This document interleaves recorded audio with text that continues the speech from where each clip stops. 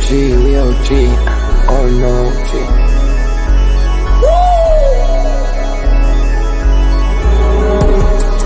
You're not bullish enough, yeah.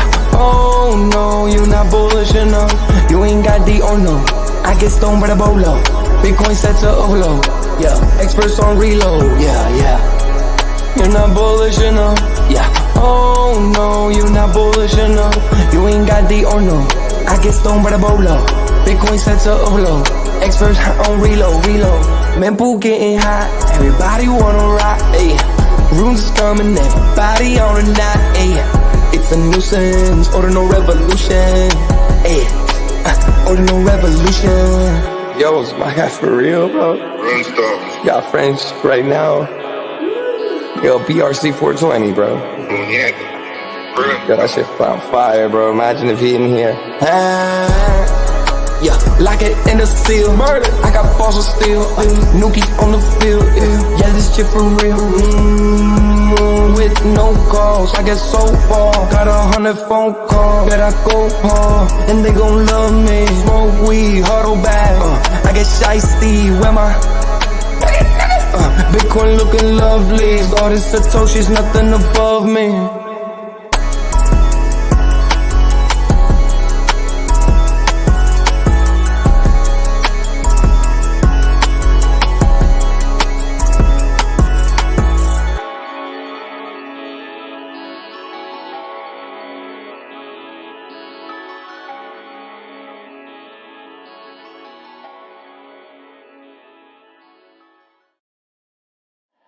Bitcoin's alive, what you gon' do? Mempool fees are high. Ordinal.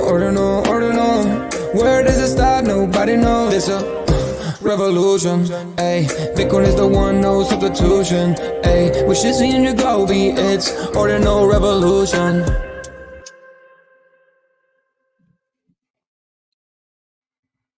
Welcome back to Ordinal Revolution. My name is Shizzy. On this channel, we cover the entire Bitcoin Ordinal. What is up, guys? We have an amazing show for you guys today. We're live from the Ordinal Hour, and this one is going to be amazing, guys, because Bitcoin is just under 72,000. We're at 71,692 right now. We were at just at 71,900, and I think we break the all-time high. The all-time high is right around 74,000, and I think that day is coming faster and faster, and we are about to see an explosion that your patience deserves, right, guys? Because we've been sitting here just going back and forth, and finally we've broken out of this 6-month just trader's dream. It's a trader's dream for sure, but it is not a holder's dream. This sucked. Right? We thought we were going to explode all year. It is October of a halving year, and we haven't hit that, but this is very normal. We're going to hit probably a high in November, and then we're probably going to see 80, 90,000, potentially 100,000 this year, but that ain't the real gains. The real gains come in 2025. And I truly believe that 2025 is going to be a lot bigger than 2021. I know we had a lot of things happen in 2021. We had stimulus checks. We had a lot more. But guys, what happens this time with ETFs involved and the big boys, with nation states, and now we have universities getting involved, not to mention potentially Microsoft and NVIDIA. This is going to be the biggest change of wealth that's ever happened, and it's going to happen for you guys, man, and it's going to be exciting because we've had the first time in history we were able to front run TradFi. We were able to get Bitcoin before them, but that's no longer a thing, right? They're buying and they're buying and they're buying, and we're sitting here and we're reaping the benefits of that today. So without further ado, let's get this show started today. Yagobi is out today, but I do have a special guest. Let's bring in Derek. What's up, Derek? What's going on, Ordinal Revolution? What's happening? What a day, up, what a day. What do you think? What do you think of our songs, man? You liking the songs? They get you hype? Yeah, man. Look, some of that trap music is what I'm vibing to right now, man. Get you hype, man. So, kind of want to dig into you a little bit, kind of learn about Derek and who you are. Yeah, man. So, again, I've been in the space probably since 2017. I call myself the flexible entrepreneur, man, because I feel like in this day and age with, inflation and, irresponsible fiscal policy, you can't just work a regular job. And so you have to leverage, having that secure source of income and then using that income to invest in assets that can actually appreciate in value. And when you look at the assets that are out there right now, you know, Bitcoin is number one, right? Best performing asset class over the past 15 years. And, you know, I just happened to find my way there, man. Back in 2013, I think we all have this story, man. You know, I'm a IT guy, and I was trying to get my Bitcoin miner running, man. I couldn't get it running. And so I kind of faded it for a while, and I jumped back in, you know, right around 2017, getting in on ETH. And after being a DGen for a long while, man, you know, jumping in trenches with Binance Smart Chain and Binance, I kind of found my way back to the mother chain, you know, where it all started. I think that's where everybody's coming. It's the great migration, as, you know, some of the recent news. Everybody's trying to bridge back to Bitcoin, man. And I'm glad that we're here. Like you said, we were able to front run retail and all the institutions. So, you know, big things coming. And hopefully we can get into some of that stuff today. Yeah, definitely, man. Well, what are you playing in? What's your favorite asset class in the Bitcoin revolution? Man, so I got started with Ordinals back in May of last year.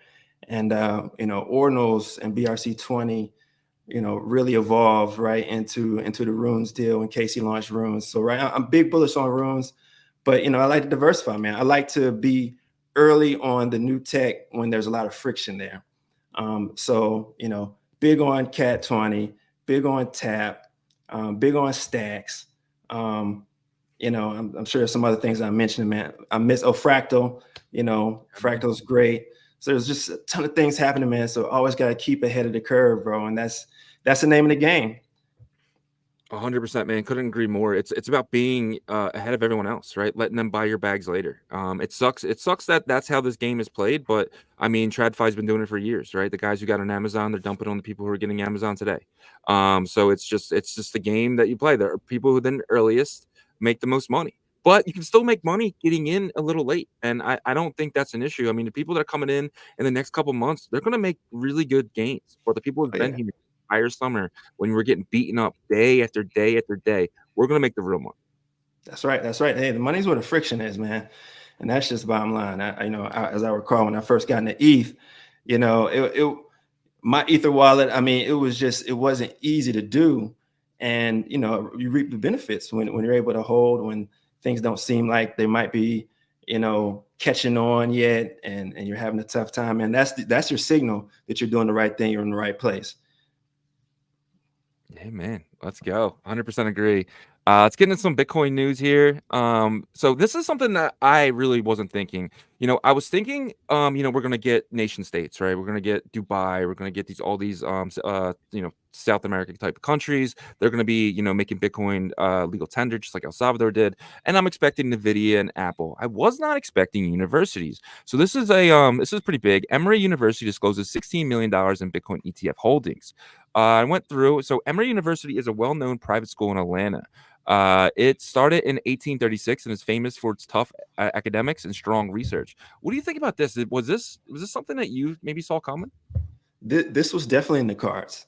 You know, my professional background is actually in higher education, financial services.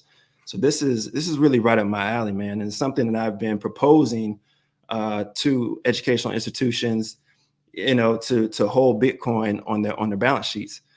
And when you think about it, man, what's really interesting about this is that if they're holding some of the Bitcoin ETF, this is not just something that just happened, right? When you're into state or large institutions, you know, there's a lot of bureaucracy that goes into this, right? There's committees, there's boards. These things have to be approved. So this stuff has been talked about, right, for 3-6, you know, months, right? And so the friction here is that the large institutional brokerages, right, that hold the treasury service funds for these institutions, this is the signal that they're starting to bring those allocations into the portfolio. And this is just going to be, you know, a domino effect right here. You know, they're not the first. I do believe Harvard might have been the first to announce that they had holding Bitcoin ETF. And this is going to be something we keep hearing more and more about. I mean, it's big for us. And along those lines, right, we're talking about state pension plans, right? We're talking about, you know, those type of things. Once we get that going, man, oh man, the liquidity and the money that can flow in from those large pools of money is just going to be astronomical. Yeah, I didn't even think about it like that, man. Like I didn't even know these universities had so much money on the sideline, but I mean, they take in millions of dollars every September, right? And what do they do with that money? I mean, it's really smart to invest the money you're not using for a rainy day and potentially to grow it. And yeah, it's just something that definitely wasn't on my bingo card, but it's pretty amazing to see. But you said, I mean, Harvard's been doing it. So that's pretty awesome that, you know, this isn't just the beginning. This is probably going to be continuous throughout this entire bull cycle. Yeah, I mean, and you know, the issue is you want them to hold, you know, Bitcoin, right? But you know, it just doesn't work with the accounting standards right now.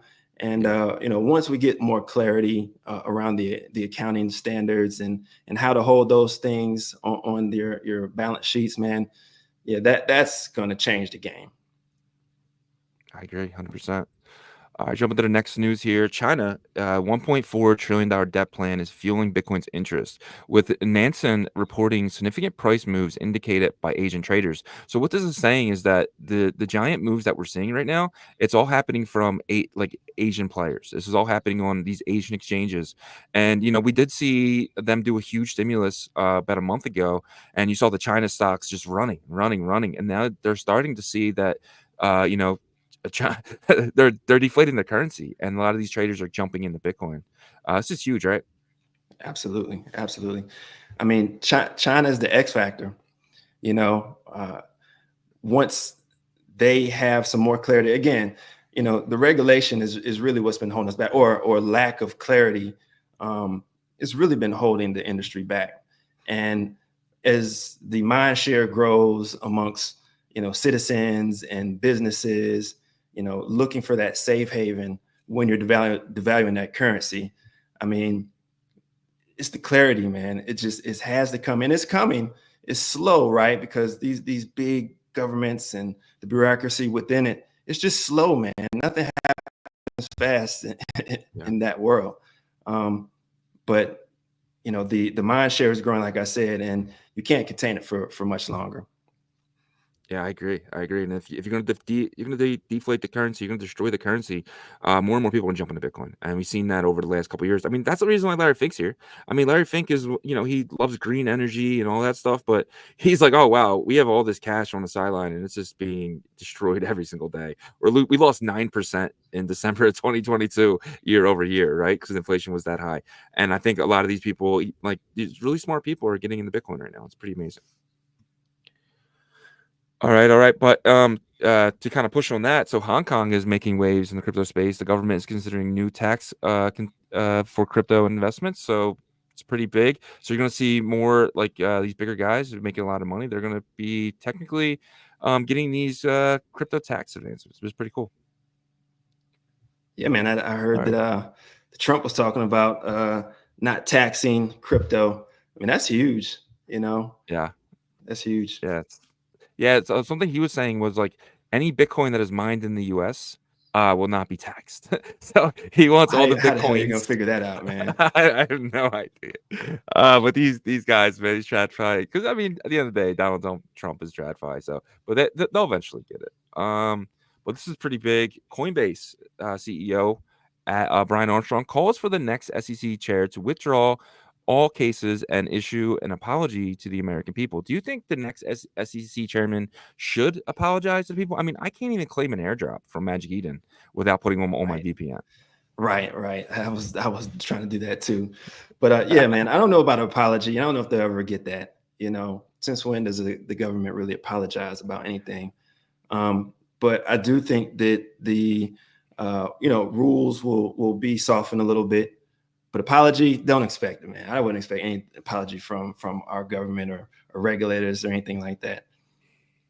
Yeah, I kind of think on the they kind of will. I think they're going to come out and say, we want to push cryptocurrency forward, and yeah, you're right. I don't think they're going to come out apology, but I think they're definitely going to come out regulation.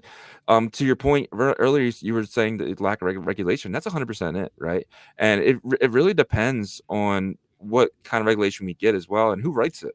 Right. If you get guys like Jamie Dimon to write it, it's not going to be good. But if you get guys like Brian Armstrong and guys like, guys who are actually involved in crypto to make these regulation laws, we're going to be in a really good place. So it really depends on who writes this stuff. Yeah, I think we've done a good job as Bitcoiners getting involved in lobbying. I mean, that is really the key to making change and having that consultative approach to rulemaking and lawmaking. When you bring money to the table, that's when people start listening. And if we can continue to come together, continue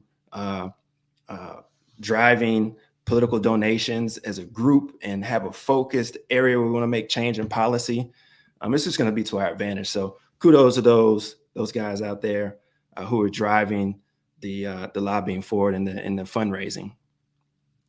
100%. I agree.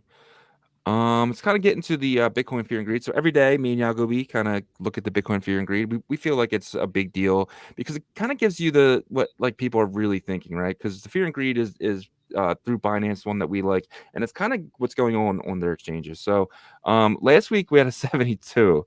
Yesterday we had a 72. Oh man, I didn't even look at this, but where do you think we are today?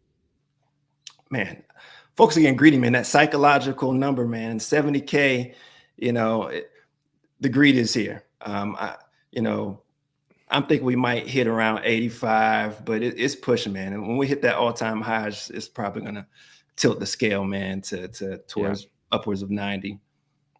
Yeah. Today it's showing a 72. So it's one of those things where this thing. So me and Yagobi have been talking about this about a month ago. We checked this every day. It was 46, and then it was 65, and then it was 33. Right? For some reason, and I don't know why, but feels like the calm before the storm. Like the fact that we're at almost at 72,000 and the fear and greed is still at 72. It just shows you that we have ways to go before people are actually satisfied and greedy. Right? So that's insane, right? I was not expecting 72 for today. Nah, I wasn't expecting it, man. But even though we crossed the 1K mark right about 72, I still don't feel the craze that we had back in 2021. I don't see my circle really ask me every day when should I get in, or when should I sell, when should I buy. It's just I don't see it there right now. It feels like we should have been here all along, right? That dip from March shouldn't have happened, so it just feels like we're getting right back to where we were in March. And I'm still waiting for the masses, the retail, to have that frenzy that we had back in 2021. It's just not here yet. Yeah, 100%. I remember, because I always had a Bitcoin hat, so people would ask me, like my neighbors and stuff, "Hey, what about this Bitcoin thing?" No one asked me in like 6 months. You know what I mean? Yeah. So it's definitely something that I think we're still pretty far from, in a way. But I think that when that time comes, maybe that's time to take profit. When my neighbors, stopping me from getting in my car so they can ask me a question about Bitcoin, I'm taking profit. I'm taking profit. So Hey man, don't round trip. I honestly don't think we're going to see any huge retracements. We got people calling for 63K, and they're sidelined right now, and they're going to be jumping in right around all-time highs again. Yeah. Wow. yeah, man. So let me show this chart real quick. I kind of want to ask you what. So if people that watch the show, they know that my number is 700K. I say it, saying it for a while, and I'm saying this off this chart. This is the stock to flow chart. This chart pretty much follows how gold was, right? And so you've seen, let's just say back in 2012, you've seen as soon as we hit about 6 months, 7 months after halving, up only. As soon as we hit 6 months, 7 months after halving, up only, and the same things that happened last time. So now we are sitting right here, right? So if we follow what we've seen over the past 3 cycles, we potentially could hit 700K. Why is 700K that big of a number? It's because that's where gold's market cap was going into this year. Gold is now sitting at like a $12 trillion market cap, but I think gold gets to about 16, 17 trillion dollar market cap, but I think Bitcoin hits 10. I think this is the cycle that Bitcoin gets really close. Have you thought about maybe where you're thinking about Bitcoin's all-time high for this cycle? Near term, man, I'm thinking around 250K. Okay. You know, I don't have any charting.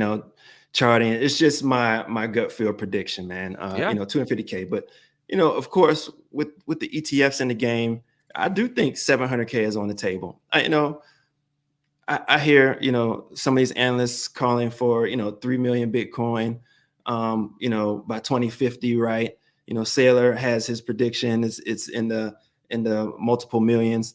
I don't think that's not possible. That's double negative there. I think it is possible, and the sky is really the limit. It just really depends on the rails and the regulation.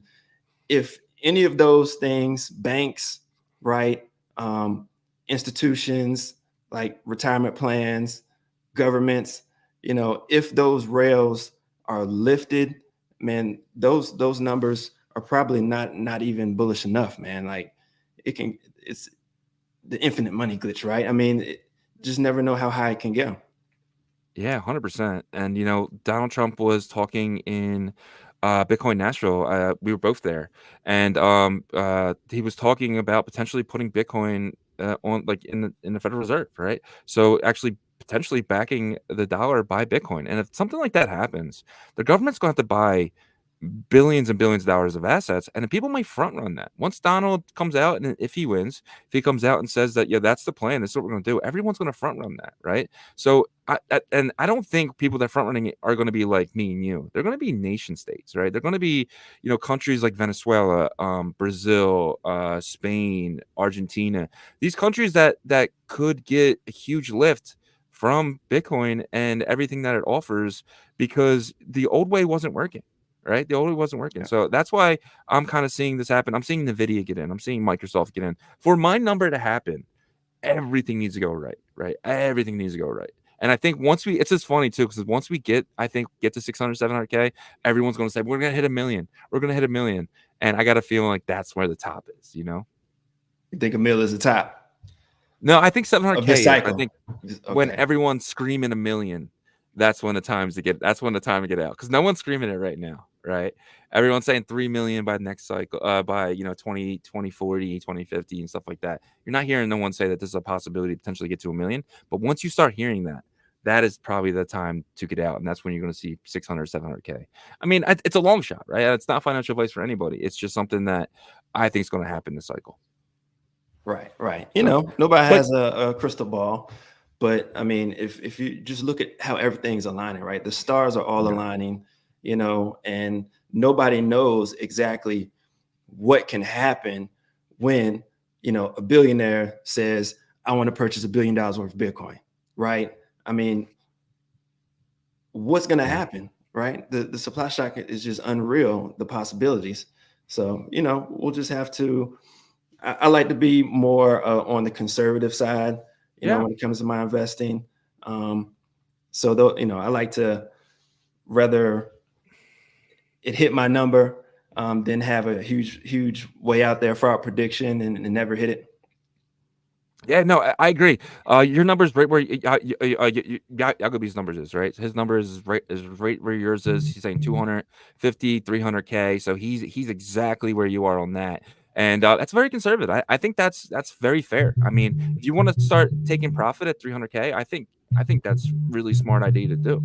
You know, for me though, when I take profit, I'm taking profit from Glizzy. I'm taking profit from $1 Billion Cat, from Runes, right? There you And go. for me, I don't plan on really selling that Bitcoin. To me, like unless I like, maybe I'll take out 100K, pay off some bills, go on a vacation, stuff like that. But the money that I'm not using, I'd rather have it in Bitcoin, honestly. Absolutely. That's where I save. You know, that's where I've Yeah. migrated all of my assets, you know, other than the ones that I can't move, right? You know, retirement plans and things like that. But even those things I have allocated towards Bitcoin AI adjacent funds and things like that, right? So again, you're talking about taking profit on these tokens, these meta protocol plays. I mean, that's the game right now, man. You know, using these tokens and communities tokens as a leverage play to acquire more Bitcoin.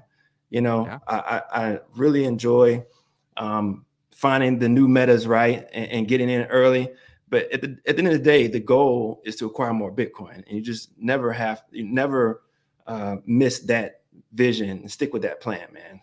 Keep stacking sats. 100%, dude. 100%.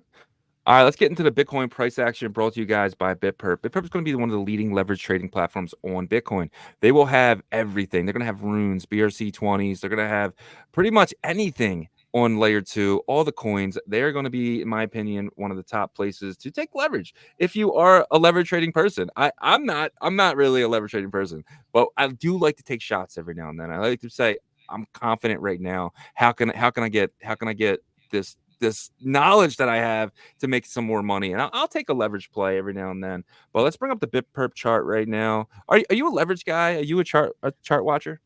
I can't do it, man. I don't have the time to sit and watch the charts, man, and these intraday trades. I wish I could, and maybe one day I will. But historically, man, I haven't done well with leverage plays, so I'm more of a hodler and taking risk on new tech. Yeah, 100%. Yeah. But there's people out there that really enjoy doing it. They'd rather, take a 10x leverage on dog than actually buy dog, because they want that I'm right feeling. They have a gut feeling and they want to take leverage. So I am 100% down with it. But using BitPerp right now it's really smart because they have a paper trading competition. And yesterday I had $100,000 paper money that I put into this long, and I'm up $46,000 right now. So I'm gonna close this because that's a lot of profit, even for paper trading. Yeah. So they're on right now. They're on. I need you don't have enough Bitcoin for this, so you can kind of go over to their faucet, and then you can get the Bitcoin that you need. I am going to need my wallet address. Copy that. Take that back down here. Man, I bet you wish you really made that play. I know, man. Well, I don't have 100K to be leverage trading right now. Are you human? I am very human, and it's going to send my wallet. And yeah. So, what are you thinking today? Looking at the chart, I mean, just 100% making money, not with your gut involved at all. What would you say? Do you think in the next 24 hours, do you think maybe we take a dip from here, or do you think we go forward? I'm looking for a dip, man. Yeah, not far, maybe 5-10% dip. I think we've been up, for the past 2 days. It's pretty much been up only with very little retracement. I feel like we might touch 70K again, but this close to the election, I think people might be taking some money off the table right before election because there's a lot of uncertainty. But I do think that we touch all-time highs, right after the election. And we might touch it, within the next few days. But I do think we'll see a dip, maybe 70K, maybe a little bit under 70K. And then after, people get a little more certainty and clarity about the political landscape, it'll be off the charts. Yeah, I couldn't agree more. I actually been saying this for a while now. The big thing in the markets that don't let really markets go to that next level of banana zone is when you have fear, uncertainty, and doubt, right? FUD. But right now, there's no fear. No one's afraid to invest in Bitcoin right now. There's no doubt. I think we're all pretty sure that we're going to the moon here eventually. No matter how many months it takes, we're eventually going to go. But there is uncertainty, and what is the uncertainty? Who's going to be writing the regulation in the U.S., right? We know that the vice president, well, potential vice president, JD Vance, he's the third largest holder of Avalanche, right?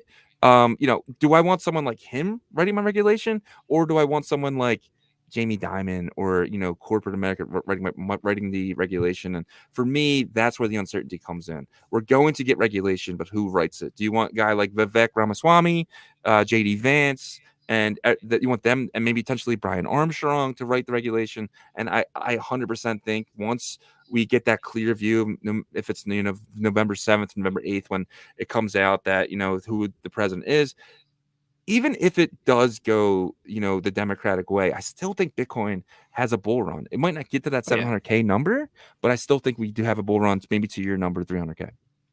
Yeah, I think it doesn't matter who the next president is going to be, right? It's just going to take either that God candle trajectory, potentially with a Trump win, but even with a Harris win, I think it happens just a little bit more slowly, right? So yeah, all the stars are aligned, man. It really doesn't matter who's the candidate, right? As long who's the president, as long as they don't come dropping any dumb regulation that hampers people being able to invest, it's going up. I agree. There's no stopping it, no matter who gets in there. I do want to show this chart real quick. So I've been kind of tracking this for a while now. This is kind of the last 6 months of our lives. Right? This goes all the way back until almost February here, early March, and we've been kind of living in this trader's dream, right? This is a trader's paradise. You buy low, you sell high. You buy low, you sell high. Buy low, sell high. But we've officially broken out of that. We are out of that. We're almost close to the all-time high of 73.8. Basically 74,000, and we're out of this. Do you think this is a big deal, breaking out of this trading zone? Absolutely. I mean, that's beautiful. I mean, just look at that chart, man. I mean, golly, when I look at it, man, it's so sexy, right? I mean, we've been in this sideways zone, man, for the last 6-7 months, man, and we've just been building. The development that's happening is just wow, man. And the liquidity that's coming in from, other chains, new players, governments.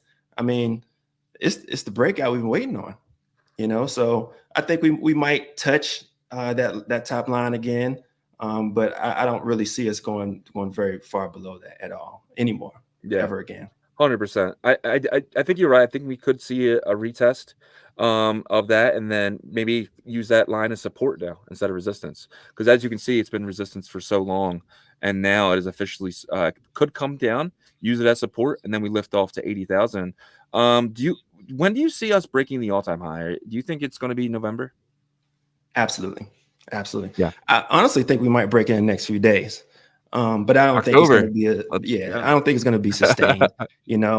Like I said, with the election coming up, people are going to take some risk off, right? Right before that, but just as soon as we get that clarity, man, like I don't see us really going any lower. Love it, man. Love it. All right. Every day I usually do a roll call, kind of see who's in the chat here and kind of maybe hit on some comments, some questions, stuff like that. So it's a big thing in Bitcoin is first. So I always like to shout out the first person in here. And the first person in here was Yasher. Shout out to Yasher. He's number one. You win today, my friend. He's one of our mods. We appreciate you, Yasher. Thank you so much for being here every single day, my friend. Webdro is here. Fixed is here. Tim Baker, AODR, another one of our mods. We appreciate you, my friend. PJNZ, Green Man is here. Almost done, 71. I promise you, my friend, you are almost done at 71. If you stay investing in Bitcoin, you will make it out of that almost done and done situation. Mempool Punk is here. Claudia U is here. Ordinals Tweets is here. The Shizzy and Assets. Let's go.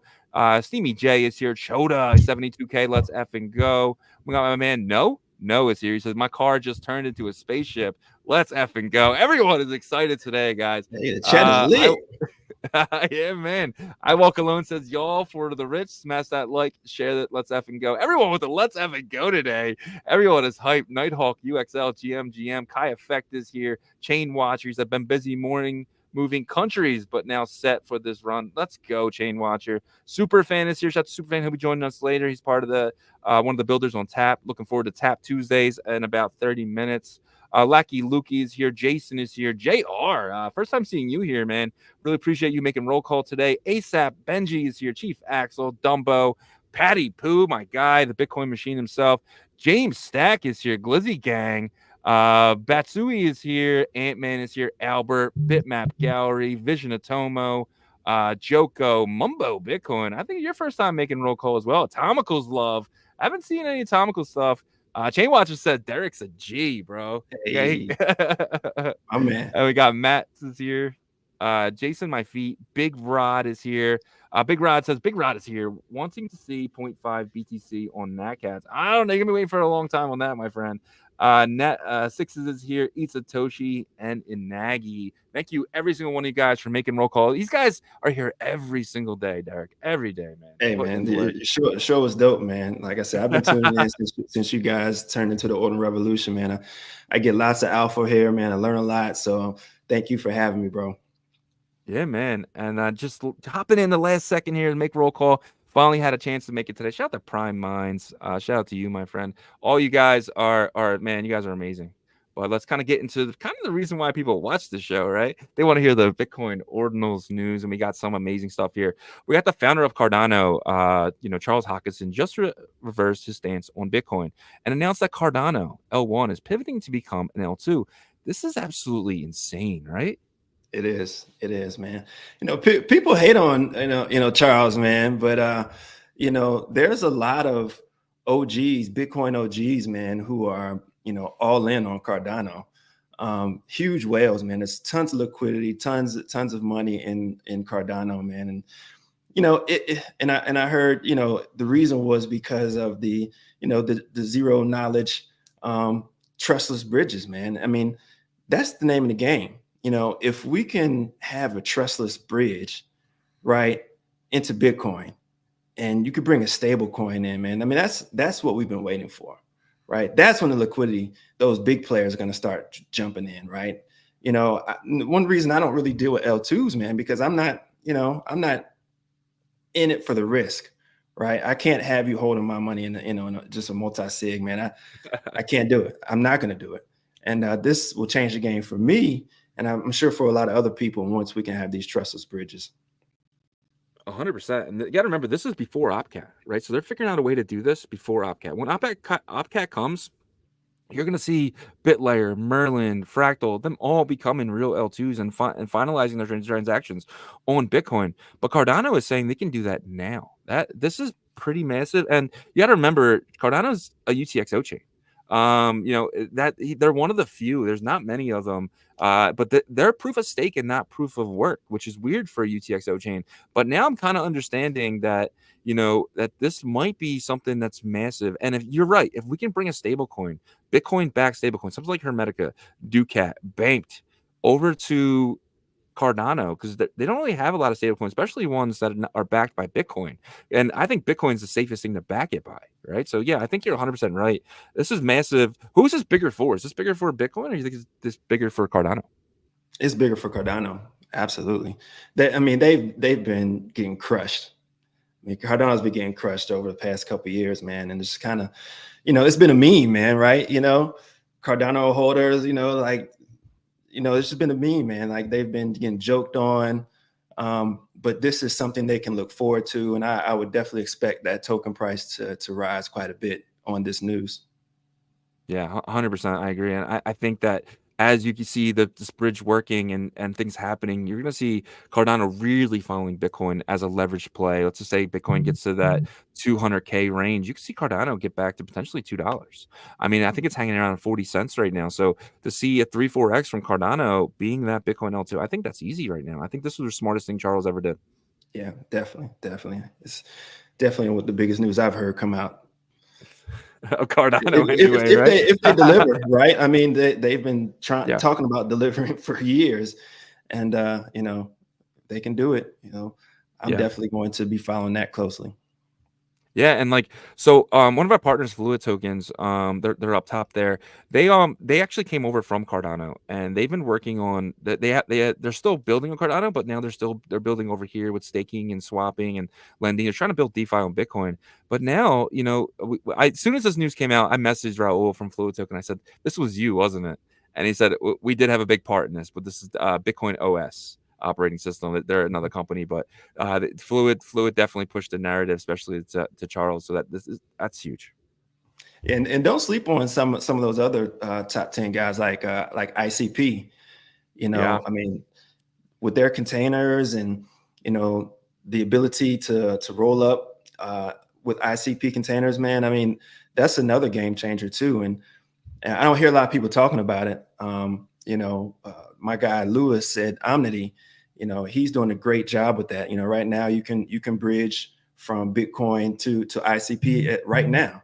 It just hasn't caught a lot of traction, man. So it's about educating people and getting the word out, man. And once we can bring people in, you know, these different L2s are going to fly. Yeah, man. But like BetPTC, which is like right up there, they're actually using ICP's technology in their backend. So you're going to be able to take they're a predictions market on Bitcoin. You'll be able to use your Xverse wallet and your Bitcoin wallet, but you deposit your Bitcoin and you get CK Bitcoin, which is ICP's Bitcoin, and then you're able to make your transactions and withdraw it back to native Bitcoin. So that's another way, and obviously Tap. They're using ICP's technology for their swaps and their bridges and stuff. So you're right, dude. It doesn't stop with Cardano. It really kind of goes into like a lot of chains just really taking on this Bitcoin DeFi movement. All right. Beyond connecting Bitcoin market, your calendars. The orange pills have a new mint date. So the orange pills, it's a project from Beyond. Beyond's building an interoperable bridge using layer 0 technology, and they're dropping an ordinal collection called the orange pills. It was originally supposed to be for October 31st, but now they've pushed it back to November 6th. I just want to put that out there for you guys. This is a free mint, by the way.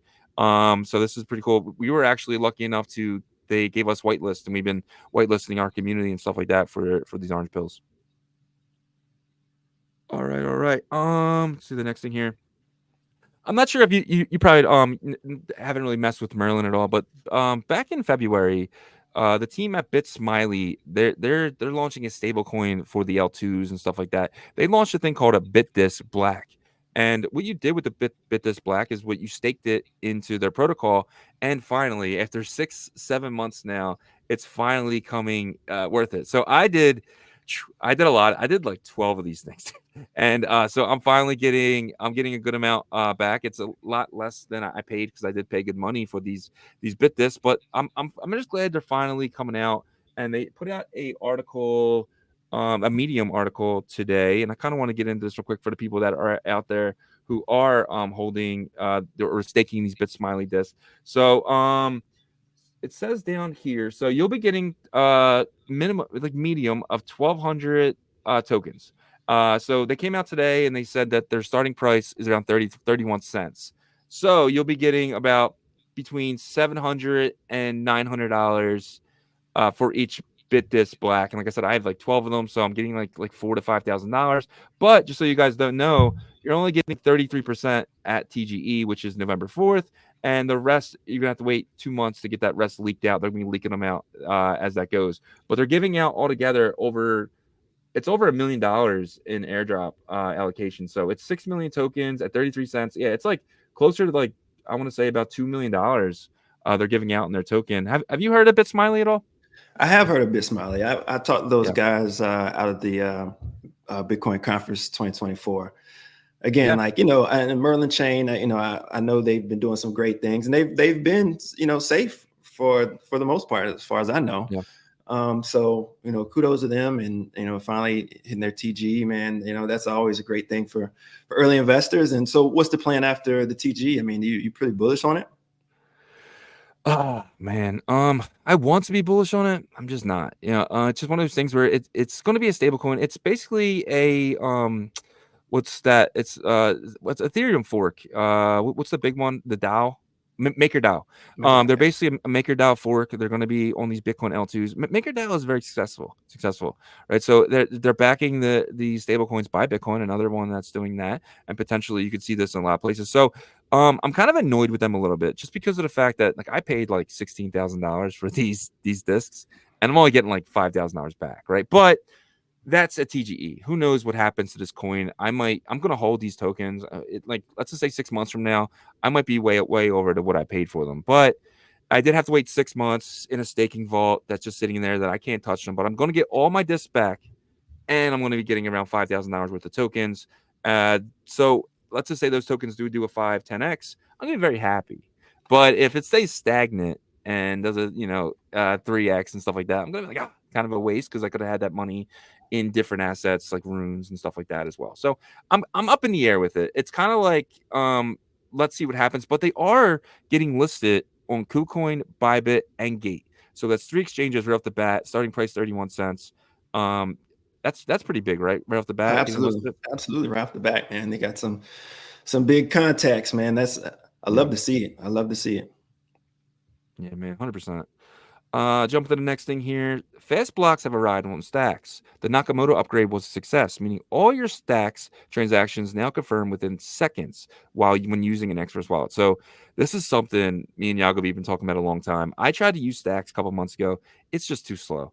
On Bitcoin, it's like 10, 15 minutes for a transaction. It was taking me 45 minutes for a transaction over there. I was like, what is the point if it's slower to do anything? But now today, seconds for Stacks. Huge. I'm excited. I'm so excited about this. I haven't had a chance to play with it yet since Nakamoto went live, but maybe this evening, man, I'm gonna get in there and do some test transactions and see what's going on. I know they're gonna have, I know the nothing token and some of those things have been doing quite well in the past, have done well, but I want to see what comes of it, man. Like I said, being early, having the right information at the right time, and taking action, man. That's the name of the game. So as soon as I get in there and play with it, hopefully we can drop some alpha for some guys on what's going on. Yeah, man, that's for sure. I'm actually going to start playing over there. I know you can bridge in runes now, which is pretty big. Because imagine like putting $1 billion cat and dog, 2 coins that I think is going to do very well, and staking in like an LP pool on Stacks, and not having to wait 3 days to bridge over and then stake it. So I'm actually really excited for this. I finally believe, because they said this upgrade was going to happen last year, and they said it was going to happen in June. It is now almost November, and we've just seen it impacted. But I think this is going to be very impactful. I think it's perfect timing, though. Honestly, I think we're about to enter a Bitcoin DeFi era, and these guys are probably going to be on top of that. Stacks has some big backers also. I can definitely see in this being one of the go-to L2s in the game, man. So I'm definitely excited. Congrats to them on finally going live. Great things take time to build, and I can appreciate people who take the time to do it right and get it right before theirs launch crap. So. Yeah, I 100% agree with that, actually, because like it would have sucked that they put up Nakamoto and it just wasn't ready, right? It would have just ruined all the momentum for them.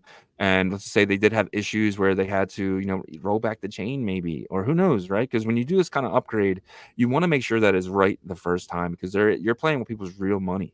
And it would have sucked if anything like that happened. So yeah, you're right. I mean, yeah, it does suck having to wait so long, but it's here and it's ready to go. I know the Stacks guys are more than ready for this. Next sort of news here. Fluid staking unlock is today for Billy Cats and Runestones. So I'm not sure how much you know about fluid tokens, but they have this staking mechanism here where you're basically come here to stake your assets. So I'm a big holder of Billy Cats. In this while here, you got my Billy Cats. I didn't stake them though, man. I should have staked them, but I definitely love Billy Cats. Great art. Yeah, man, 100%. So I mean, I have 21 staked in here, 20 Billy Cats in here. I got 13 fluid passes that I bought a bunch of these off the market, and I got like Omen. So I'm staking over here. I was kind of just testing this out for Raul, making sure that what my experience was, and kind of giving feedback because he's a partner of ours. It's kind of one of my duties to help him out with. And I definitely love the aspect of it, but it's pretty cool too, because when he bought this $1 billion cat, because Raul from Fluid, he actually purchased this. This was at an $8 million market cap, and today it's at an $80 million market cap. So the amount of rewards in here, I think so for every Billy Cat that I pull out, I'm getting between $40 to $50 in $1 billion cat rune. So I made out, and this is 1 month of staking. This is 30 days. So it was like, if you want to do an APY with that, it was like probably like 1,200% for 1 month. Because I mean, if you stretch it over the course of a year, but for 1 month, I mean, I am super happy with taking my 21 Billy Cats out and potentially getting like $600 in $1 billion cat, which I'm going to hold and add to my stack. That's awesome, man. That's great. I wish I would have jumped in there when they first opened the staking. I still might, I just want to play with it. I haven't had a chance to play with it yet, so I probably just stake. I think I have like 5 Billy Cats, so I don't plan on selling them. I mean, it's it is it's memento. Right, for me, because I'm huge billion-dollar cat maxi, man, and so I'll hold those. So I'll probably stake them. I'll play around with that. Yeah. So he doesn't have another staking vault yet for Billionaire Cat, but I'm trying to talk him into doing it again. So, but if he does, I will definitely share it on Twitter and stuff like that. But he's talking to potentially some bigger players. I almost let it slip. I don't know if I'm allowed to or not, but he's talking to some big Ordinal collections potentially to add them. Drop to the alpha, man. Drop it. I don't know if I'm allowed yet. I will as soon as I'm allowed to. But I mean, you're talking, potentially you might see like node monkeys in here, OMB in here, puppets in here. Imagine coming in here and staking your stuff and earning a rune. And anyone could do this. Let's just say you create an ordinal, right? And you're an artist. You want to create an ordinal. You put it out there, and then you can create a rune that goes with that. Have people stake that ordinal and to give them the rune. They're your people. Right, so you mint out a full rune to yourself, the entire supply, and you give it to the guys at Fluid. And after the amount of days that you pick, let's say 6 months, that rune gets given to the people who hold your ordinal. So there's so many different things that you can do with this, and that's one reason why I think Fluid's one of the next big things in the space. And that's not even because they're partners with us. This is just something that I've seen a long time ago from them building. So. All right. So the claim for TestME is today and tomorrow. I checked my wallet this morning, and I have a crap ton of points. I mean, I got I don't know, maybe 200,000 diamonds, and it's showing you that I'm not eligible. So I don't know what that's about. But same situation, man. So I this morning I woke up, I saw it was live, and I tried to go in there. I don't quite have 200,000, man, but I got some gems in there. I had the same situation. I tried to connect my VPN, still same situation. I don't know if they kind of log, your IP, with the US or whatnot and keep it in history. So we need to figure that out, man. I need to get my ME when it drops. Our government is saving us from airdrops, so from free money. All right. I kind of, because you said you're a rune guy. I kind of want to get into a little bit of rune talk here. So I'm gonna go to the 7-day, jump it by volume. I think that's the kind of the best way to see the top coins here. I'm gonna run through them and you just tell me bullish or bearish, and then give me a reason why. Dog with moon. Dog, go to the moon. Sorry. I'm bullish. I'm bullish on dog. I do think that it being basically the face of runes, that it'll get traction and it probably will hit that $1 billion market cap. I don't really like that it has a owner, right? Somebody who is the face of it, right? I like more community driven things, which they have a great community. Love the dog community. But I like things that don't have somebody who can say things that might make it go in the opposite direction, right? But I'm bullish on it. Yeah, you're 100% right. Like if Leonidas stopped tweeting tomorrow, what does dog do? Does it just kind of fade off? Does it? Because I think you're right. I think it does need Leonidas for it to get to that $1 billion goal that it has. And yeah, 100% agree with you. I'm definitely bullish on it as long as Leonidas is still around, which kind of in the same way makes me a little bearish on it as well. So yeah. I mean, honestly, I would rather see it be like a CTO, man. He's the owner. I mean, it is what it is. I mean, you can say it's a community thing as much as you want, but he's the face and he's the owner. I mean, that is the representation. 100%. I agree. Gizmo, imaginary kitten, bullish or bearish? I'm bullish. I'm bullish on the pups ecosystem altogether. They have one of the best cults out in crypto right now. And, even with all the derivatives, man, I think they'll do well. Gizmo kind of was like the second coming. That's what it seems like, man. It just took the meme pool by storm. And it doesn't seem to be really falling off. Some of the other ones seem like they might have fallen off a little bit. But, man, it keeps rolling. So, yeah, Gizmo to the moon, man. I saw this at one sat. $1 billion, what's his name? No, businessman.eth tweeted about it like one sat, and I was like, "Oh, looks interesting." And I had something to do, and I faded it, and I came back. It was 12 sats, and I was like, So I never really entered this. I think I'm bullish on it. Again, I agree with you. I think, you know, it's just the entire public community. The only problem is every time you see Gizmo go up, you see Pups World Peace go down. Every time you see Pups World Peace go down, you see Gizmo go up. So it seemed like it's just money rotating from the derivative into the main one and the main one into the derivative, right? I agree, and you know, I'll say I don't hold any Gizmo. Yeah. I don't hold. I actually don't hold anything in the Pups ecosystem at all. I love it. Yeah. I think the community is great. It's just it's not my thing.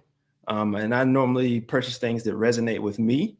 Um, you know, and I like to be in early. Like, you know, I hate when I miss the mint, man. You know, I'll be out, you know, doing my daily thing with my Yeah. family and my work, and I miss a mint. And you know, I just won't even go back in to get it, man. And so um, yeah, I'm bullish on it. I'm one of those people, you know, rising tide lifts all ships, and I want to see them all do well. I mean, I think it will do well. But yeah, bullish on Yeah. the entire Pups ecosystem. I agree. I agree. This is something new. Did you see this cipher Genesis? Yeah, This is from yeah, yeah, yeah. Butoshi. What's your opinion on this? Bullish or bearish? I'm bullish. And the reason I'm bullish on this is we haven't seen an AI that's trying to imitate the ideas and writings of Satoshi Nakamoto, right? And to have this on the Bitcoin blockchain, I think is something just we haven't had before, and it'll keep learning and being trained on. I saw today he's trying to train it on, you know, some of the runes posts and through X content. And so as the model grows, man, I think we'll see some really interesting things come from it. I do see the price has dipped quite a bit, but with anything else new, you know, you get a hot mint, you know, price is going to drop. I do think it will go back up. I don't know, might do a 2x from here. But yeah, I'm bullish on it just because of the meta behind it, right? The AI tokens are really hot right now. It's trending, and I think he's done a good job, man. You know, I do follow Butoshi, man, and you know, I admire his drive in the AI space, and you know, he's created something that I think once he lets it loose, I mean, we'll see what happens, man. It's a cool story to follow, if nothing else. 100%. I agree. I think it's a fun story. It did come out at $2 million market cap, and now today it's sitting a little under 900K. So I think there is opportunity for somebody who did want to get in this. Not financial advice, of course, but it does seem like one of the ones that had a lot of value, and kind of happens a lot, right? When something new comes out, it gets that like everyone's chasing it, trying to make a quick buck, and then it kind of settles back down. And I think this is it's settling down moment. Let's jump to $1 Billion Cat. I know I didn't know what you're gonna say with this one, but Yeah, let's yeah, hear you see it, baby. You got my cap on, man. You know, hey, the community there is just dope, man. I mean, Yeah. honestly, man, it's one of the places I felt the most at home at, you know, from the start, man. I was an early mentor in it. Got in, I remember we were in the Telegram chat, man. It was, you know, maybe 100 people in there, right? And you know, the owners of the Telegram, man, they were just working their ass off, dude. I mean, growing, the memes are just endless, right? I mean, you can slap it on any other PFP, and the collaborations are endless, right? And it's bringing DJs from other chains, from Sol, you know, from ETH, and you know, I just think that it can be the face of Bitcoin runes, and I just, you know, have so much, you know, respect for the team. They get built the Billy Bot. They have their own AI now. They're probably the first ones to have, to be honest with you. Yeah. But yeah, it's just really cool, man, and it's awesome because it's almost like a way to educate people about Bitcoin, right? And then to make that segue into fungible tokens on Bitcoin. It seems to be almost easier than explaining Bitcoin itself sometimes. So, Yeah. you know, I enjoy that. I enjoy that token, man. Yeah, 100% agree. I think memes on Bitcoin are going to be the biggest thing that come from this cycle. I think people aren't ready for the amount of liquidity that is coming in.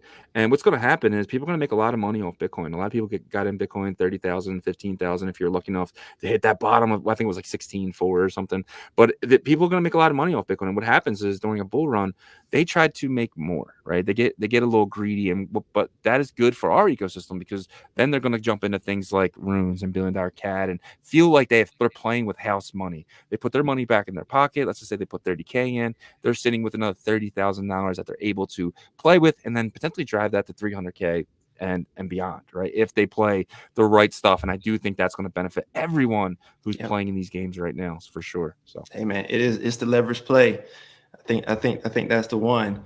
You know, it all comes down to, right, where does the mass adoption come from, right? Does it come from Magic Eden proliferating and bringing all chains together, or does it come from, you know, one of the major sexes finally buying in and, you know, going all in on runes and fungible tokens on Bitcoin? So, you know, of course, Magic Eden, you know, in the near term, they're delivering. But I think, you know, if you look at, you know, BRC20s, right, from last year, you know, got started in March, already got its listing somewhere like around November time frame. So, you know, what, 7 months? And if you follow that same pattern this year, right, we could probably be expecting a first listing come around the beginning of the year. So it's just a matter of time. And I do think Magic Eden, it has beaten the sexes to the punch, right? They're becoming the sex on chain. I mean, just waiting and just, you know, the money's made in the waiting. Yeah, 100%. And if Magic Eden can put together the swap for Runes, it's going to be huge. But, you know, there is some news too about our next thing here, which is Tap Tuesday. So Tap Tuesday, it is officially 12 o'clock on a Tuesday, which means it is officially Tap Tuesday here at Ordinal Revolution.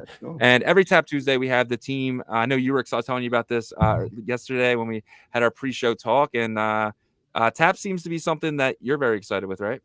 Absolutely. Absolutely. I've been waiting, man. Been waiting.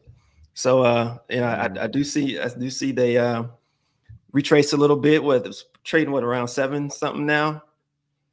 Well, it got to like 12, got down to 3, and now back to 7. So this thing has been on a tear since it hit its bottom. But I'm very excited for that. So without further ado, let's bring in Tom, Track Lord Tom from the Tap team. What is up, Tom? How you doing, bud? Oh, it's been busy, but I'm good. Thank you. What's up, Tom? Hey, how you doing? Yeah, I mean, price action wise, I mean, it could have got. I think we're still pretty low, but it's gone, you know, within expectations, I would say. Like, whenever you're airdropping on first day, there's always going to be some amount of people that do not give a shit about the price. They're just going to dump no matter what, right? And I'm just glad that got over with within the first like two days, right? Which is what I expected. I thought, you know, like by the time a lot of these people learn how to use the wallets, they get like, as we expected, all of the infrastructure. Well, I didn't expect actually. We found out pretty harshly that all of the infrastructure just broke down as soon as 15,000 people are trying to get their tokens all at once. So it was, yeah, it's been a busy few days, but like I'm glad the majority of it is over and we can just kind of look forwards. But yeah, I think price action wise, it looks like a really good cup and handle. So I think anyone that sold on the first 2 days, they're probably going to regret it. You know, like there's no unlocks for like a month, and then there's no real big unlocks for 4 months. So that gives us a really nice leeway to get some actual building done, add value into the ecosystem, and yeah, that's what we're looking for. And yeah, it could have, like, some things didn't go exactly how we wanted. Like I agree, right? Like we had to use some third-party tools in the meantime while we were waiting for the wallet to get approved. I'm pretty sure the wallet has literally just this moment been approved on Google Play because I've just seen it and it looks like the official one. I'm just waiting for the team to tweet out and make sure that it's actually correct, right? Like, because I don't want to add my private keys to a wallet and then find out that it was just someone that had done a incredibly good, elaborate fake with the real company address and all this. So I'm just waiting for confirmation, but I'm pretty sure the wallet has just gone live. That's monster alpha. Nice. I've been looking forward to this all week, man. That and the Taparoo swap, which we're hearing that comes out the 31st. Have you heard any news on that? Yes. So, yeah, yeah, obviously the marketplace is out. It's not ready. Like it's kind of half done. Like there's still a lot of visual changes that need doing. The reason it was pushed out super like as quick as we possibly could was because of all of this kerfuffle with the all of the other inscribers basically just not, you know, they were just collapsing under the pressure. And you know, Ordinal's bot was working, which was good, but a lot of the others weren't, right? Like they just were not. They were not dealing with the volume. So in order to keep it simple for new people that don't necessarily understand how to use the space, we got the market up, you know, before visually it was quite ready, right? Like it's working, and code wise, it's really good. It's very snappy. It works fine. I've listed stuff on there. I've bought stuff on there. But we needed the inscriber, right? We needed to just be able to go straight onto a token and inscribe it. So the portfolio view is what we needed, right? Like if you click your wallet and you see what tokens you've got, and then you can see the portfolio, and then you can inscribe from here by clicking something, and all of that stuff was working perfect. So we needed it live so that we could direct people towards it if they were struggling to inscribe elsewhere, right? Because a lot of people just wanted to move straight onto centralized exchanges. That's amazing. Yeah, that's really good news, man. Because I didn't even realize that you could do it from this screen. So if you go to list, you can, instead of listing, you can just do your inscription there, and for me it worked perfectly every time. So like just clicking a token like the Karma, I did a few. I think I recorded a video doing this. It took me like 15 seconds in total. Like I just clicked the name, so click where it says Karma. Oh, okay. And then from there, list, and then all you have to do is press inscribe, and then the amount that you want to inscribe. So I think yours are already inscribed. Okay. Yeah, so you can't do it. Okay, so I hit that. Yeah. So amazing. That's how you. But from there, if they're not inscribed, you can inscribe it, and it's very simple. So that was very helpful to direct people there. But we do recognize that visually, there's a lot that needs to be done, right? I mean, we need to. It was, you know, in the testing phase, we needed the info there from the testing token so that, you know, we could see, make sure it was all working, make sure the percentages were tracking and all this stuff.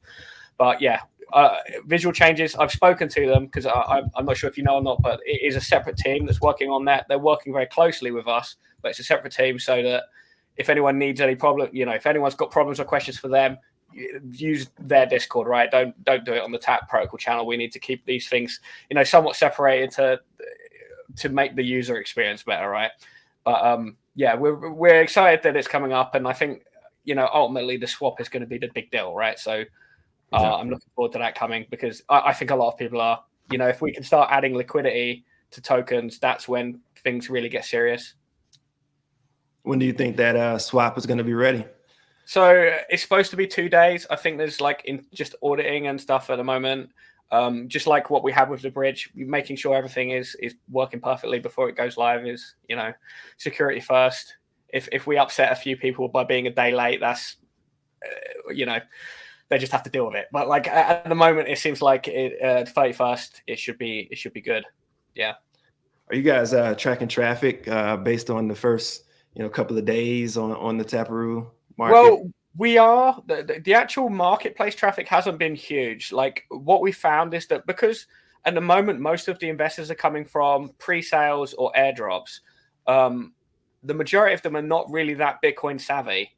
And they were also directed to use Xverse, which is not necessarily the most tap-friendly wallet.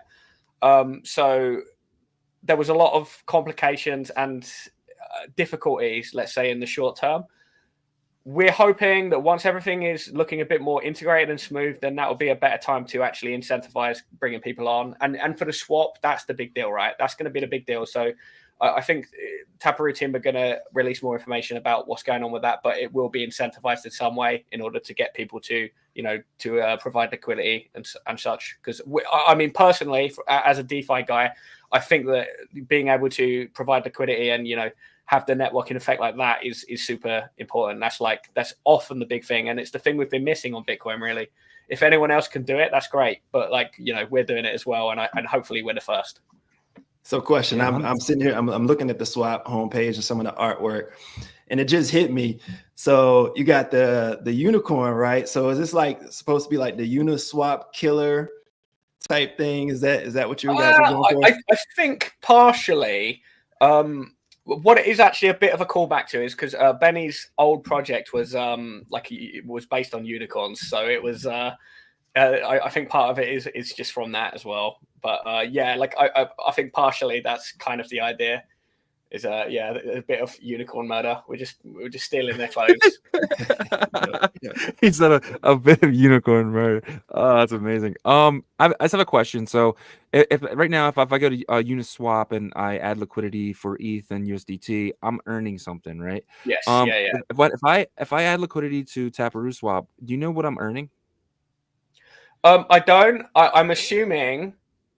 See, I don't really want to talk out of turn because I have my opinion on what it probably is, but I could be wrong. I'm almost certain that like just like Uniswap or any other site that does this, you're going to be earning a percentage of the trading fees, and that's kind of normal for liquidity pools, right? Like that's like the standard. Like for like an ecosystem that's already evolved to the point where it's like you've got mature investors. That's all they want, right? They just want to be earning a few percent. They want to hold their tokens. They want to have the automated market maker do the work for them. It's all fine.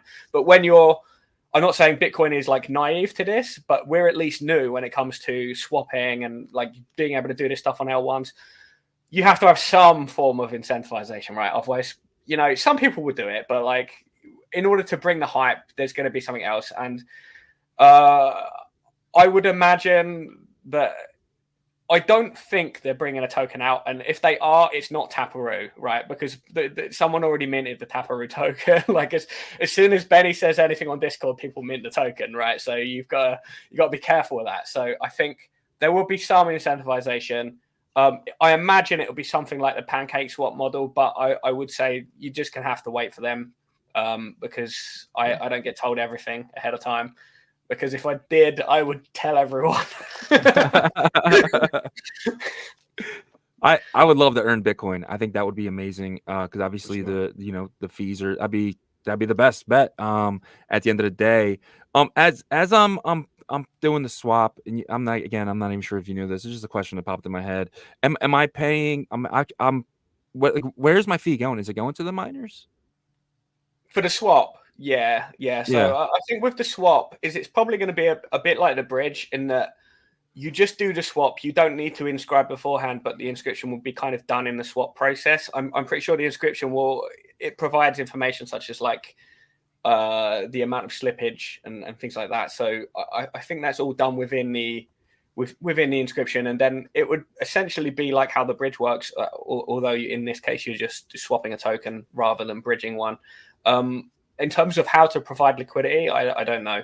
Like I assume that it's done in a similar way. I'm pretty sure you're going to be providing liquidity like coin/Bitcoin, right? So you're looking at like if you wanted to provide Tap as liquidity, you're probably providing Tap/Bitcoin. Or if you wanted to do like Gib or Ghosty or anything, right? Like you're going to provide that token with a Bitcoin like pairing probably. So I imagine that's how it's going to work. And then, for rewards, you're going to be earning probably both of the tokens, right? Just like you would expect from something like Uniswap. And then for further incentives, I imagine there'll be something else on top of that, whether it's Bitcoin or Tap or another token. I couldn't say. But I imagine that's probably the model they're going for, just based on, that's probably the simplest way to go about doing it, right?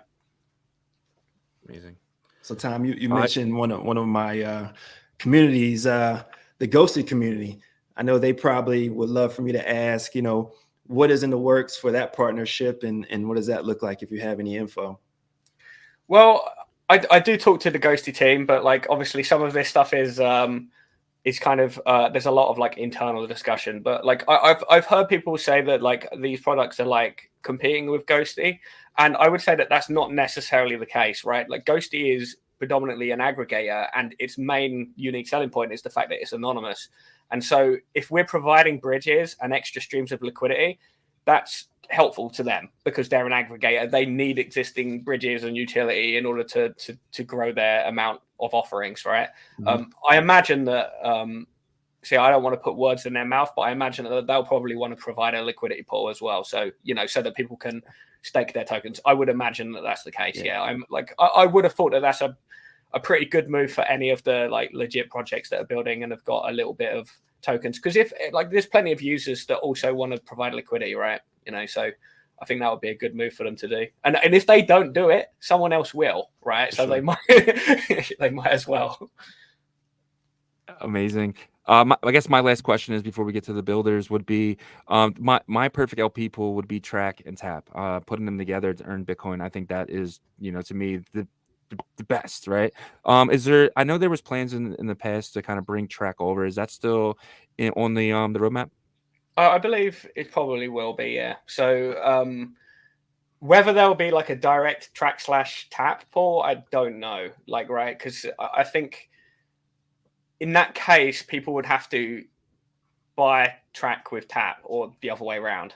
It might be possible, like obviously. It's so well, I mean, it's certainly possible, but like it might be better just to have a like something like a track / Bitcoin and a tap / Bitcoin separately. But I don't know. I think, you know, possibilities are endless. It kind of depends what there's the most demand for, I suppose, because, you know, in the end of the day, often with these things, anyone can provide their own pairing. So yeah, if people think that that's something that is necessary, then it may happen. But yeah, I don't know the details of what pools we're likely going to start with. But I think, you know, if anyone wants to see something, they'll probably make it. Like with the Gib, probably someone's going to make a Gib pool the first second it comes out. You know, it's how it goes. But yeah, no, I'm looking forward to seeing it go live, obviously. Yeah. That's usually a big thing with like Uniswap. Unis are usually a pair with every token, right? And I just kind of see that happening with Tap as well. So yeah, how is that gonna work with the bridging of BRC20 and or runes? Is it just like any other inscription, bringing it over to Tap?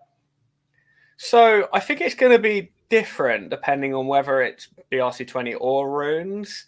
But I think it's going to be down to the projects, because essentially we can't swap a rune because it's not built on Tap infrastructure. So they would have to mint it here, or potentially we would have to work with a team to provide a bridge, you know, like, or some sort of one-to-one swapping, because you know, obviously that is the issue with inscription-based protocols, and obviously runes is a UTXO based, but like interoperability is very difficult because we're all kind of using a different set of commands and codes, and it does, you know, it makes it harder. So I think it's down to the projects themselves to provide a solution.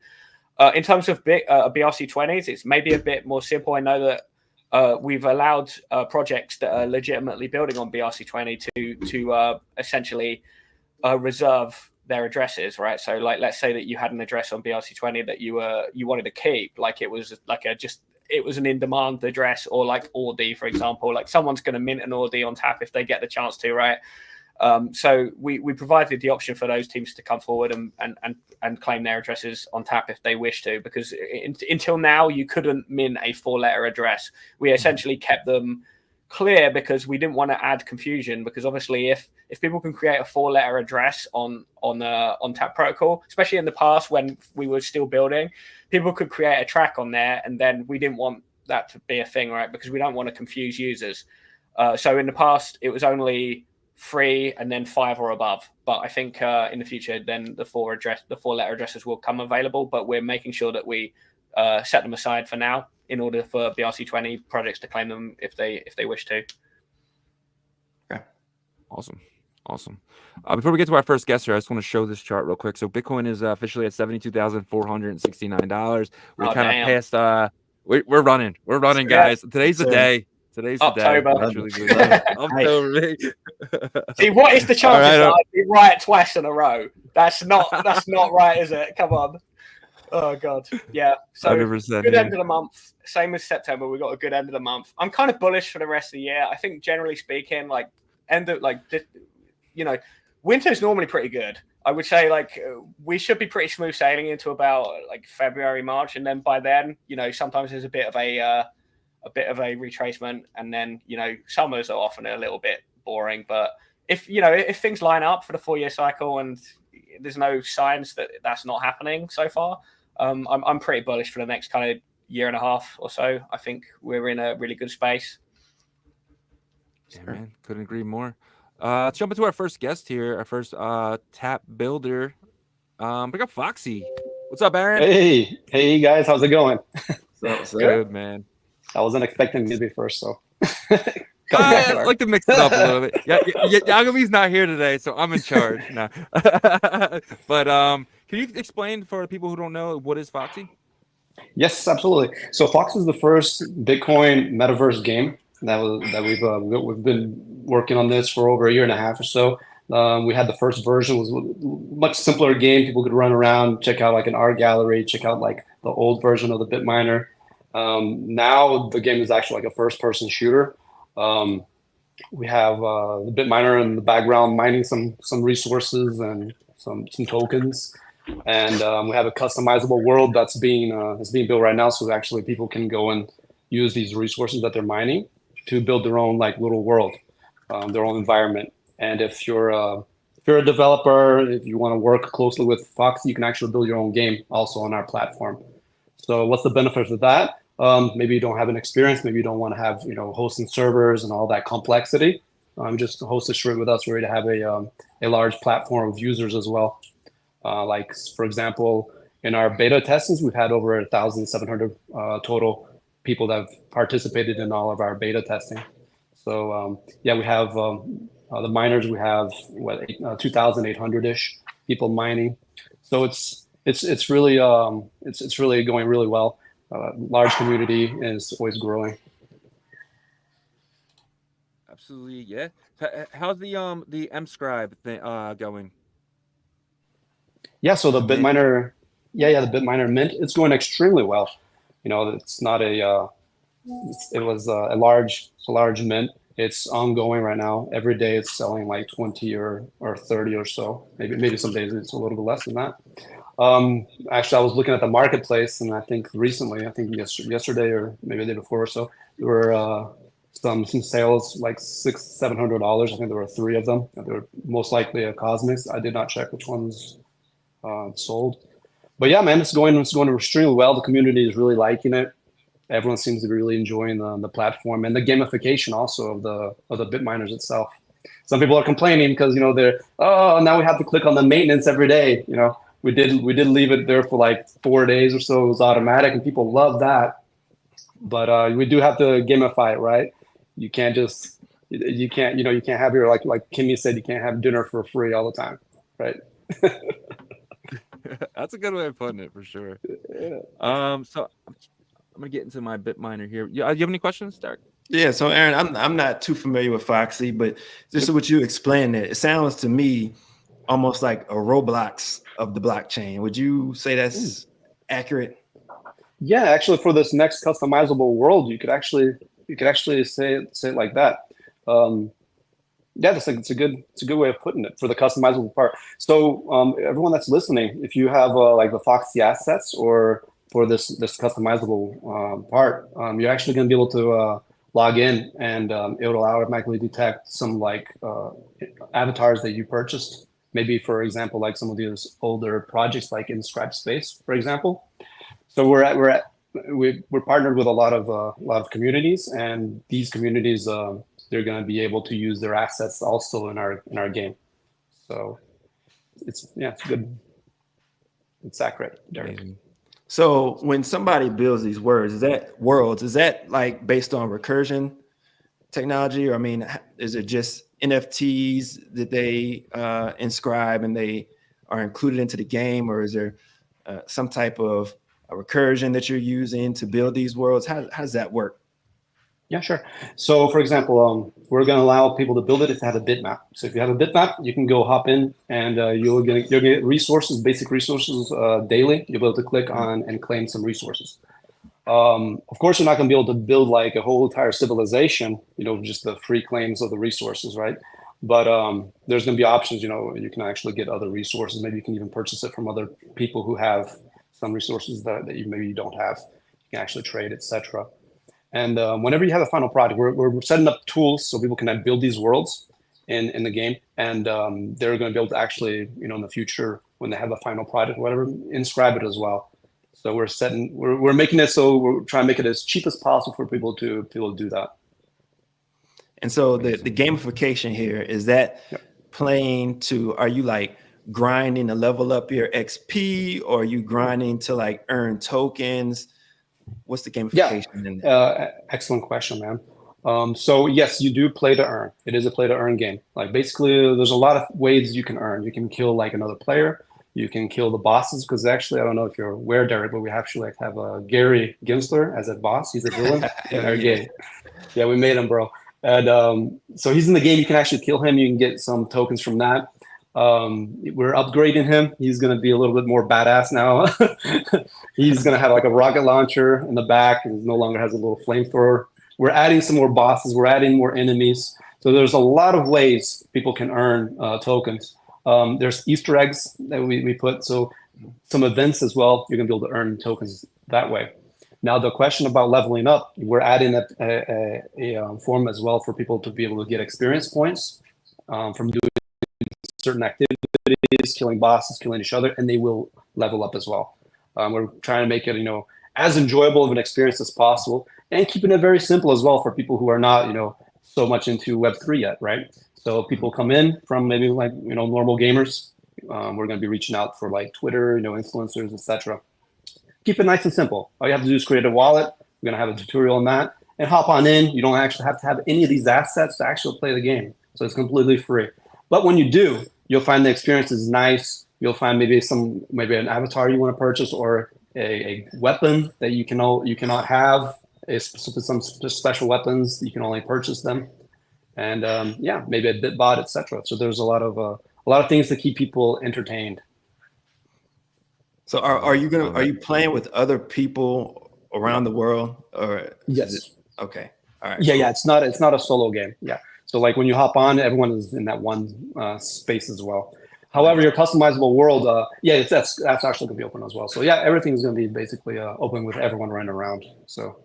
Man, that sounds dope. I'm gonna have to check it out. So look up Foxy on X, and all links are there, I assume. Yes, Foxy official. So guys, we do have an update. It's a big update that's happening right now. It should be completed by this week itself, hopefully. And then next week, we're gonna officially announce another beta test where we're gonna give away some prizes. It's gonna be a lot of fun, and some improvements to the game. Fresh UI. We're adding, like I said, some features to the game, bosses, villains, etc. There's gonna be some extra weapons as well. For example, like a lightsaber. So you have a knife, you can actually stab someone, but it takes 3 hits. But with a lightsaber, it's going to be, of course, 1 hit, right? It's going to be a lot of fun, man. We'll announce that officially for next week, and everyone is welcome to join and hop on in and try out the Bitverse.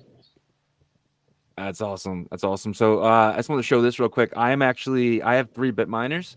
I have 2 Ultra Mystics and 1 rare. It's not showing up right now, but 30. So I'm earning about 3,900 B Foxy tokens, and these tokens are 1-to-1, which is amazing. But you just dropped some alpha in our meeting on Monday. I don't know if you want to say it here, but you guys did purchase some tap, pretty cheap, if you ask me. But what are you guys going to do with it? Yeah, absolutely. We did buy some tap tokens. We're going to buy some more tap, other tokens as well. There's some really cool things. But for example, like the Cosmics, they're going to be receiving, some of these top tap tokens. That's going to be the first thing that we're going to be dropping for them. So, and then maybe like in the next 2 weeks, we'll do USDT or maybe some Rune tokens as well. So we've got a lot of cool things that are coming. Another cool little alpha. So we're thinking, it's not 100% yet, but we're thinking about like Cosmics, and then maybe maybe something as well. Maybe like 2 weeks we'll do like Cosmics, and then maybe 2 weeks we'll do Ultra Mythic. So we're still analyzing that. We're going to be talking with the community, and that's it. It's huge, monstrous. Any last questions, anybody? Oh, just good job buying a bit, mate. Yeah, it was good. It's going to be great for the people that we give them to. So the Cosmic holders. Yeah, it's a good opportunity. Yeah. I was talking to him on Monday, and I was like, "Oh man, it's dropped to $3." He was like, "This is amazing." He's like, "We were able to get some for the Cosmic miners," and I was like, "Oh, that's amazing. That's awesome." I didn't even think about it like that, but yeah, for the people who wanted to get in cheap, you had an opportunity. You might have missed it because it's up almost 100% since then. So absolutely huge for all the tap holders as well. Yeah, and the tokens that we release, I really recommend people just holding it because I do see it going 20-ish above, matter of, maybe like a few months or something. So amazing. All right, Aaron, we got more speakers to get to, but any last words, my friend? thank you guys. Appreciate it. See you, bud. All right. So what do you think, Tom? Foxy, man, they're always building, always upgrading. It's huge. Yeah, I was glad to hear him say that he was looking more towards a traditional gaming crowd as well, because it's one of the big problems we have in kind of Web3, especially in gaming, is like actually onboarding people that are just from the huge expanse of just regular gamers, right? It has to be fun above everything else. Not everyone is here to be a degenerate like some of us are. But yeah, so I think that's important, make the product fun. And I think, what with it being a metaverse, being able to like onboard mini games and things like that, I think that's going to be a big thing for them down the road as well. So, glad to hear that they're, continuing to support Tap and continuing to build. And yeah, I think potentially it might have been a great move for him to, buy the airdrops dip and, have that as a resource for the miners, right? It's a big brain. Yeah, man. Sure. I think gaming is a meta that just hasn't come back around yet. The top of the last bull cycle, you had Axie Infinity kind of blowing up. And I'm just waiting for it to come back. It just really hasn't come back strong like it did back then, but it looks like they'll be well positioned, man. That's looks like an awesome product. I think it's going to be a half and half, right? Because I think like the first cycle that we see narratives turn up, it's often a bit speculative. And things like Axie, if we're being honest with ourselves, it's not a very fun game. You can barely call it a game, in fact. But like either way, right? Like they absolutely blew up. And I think it's because it's something new.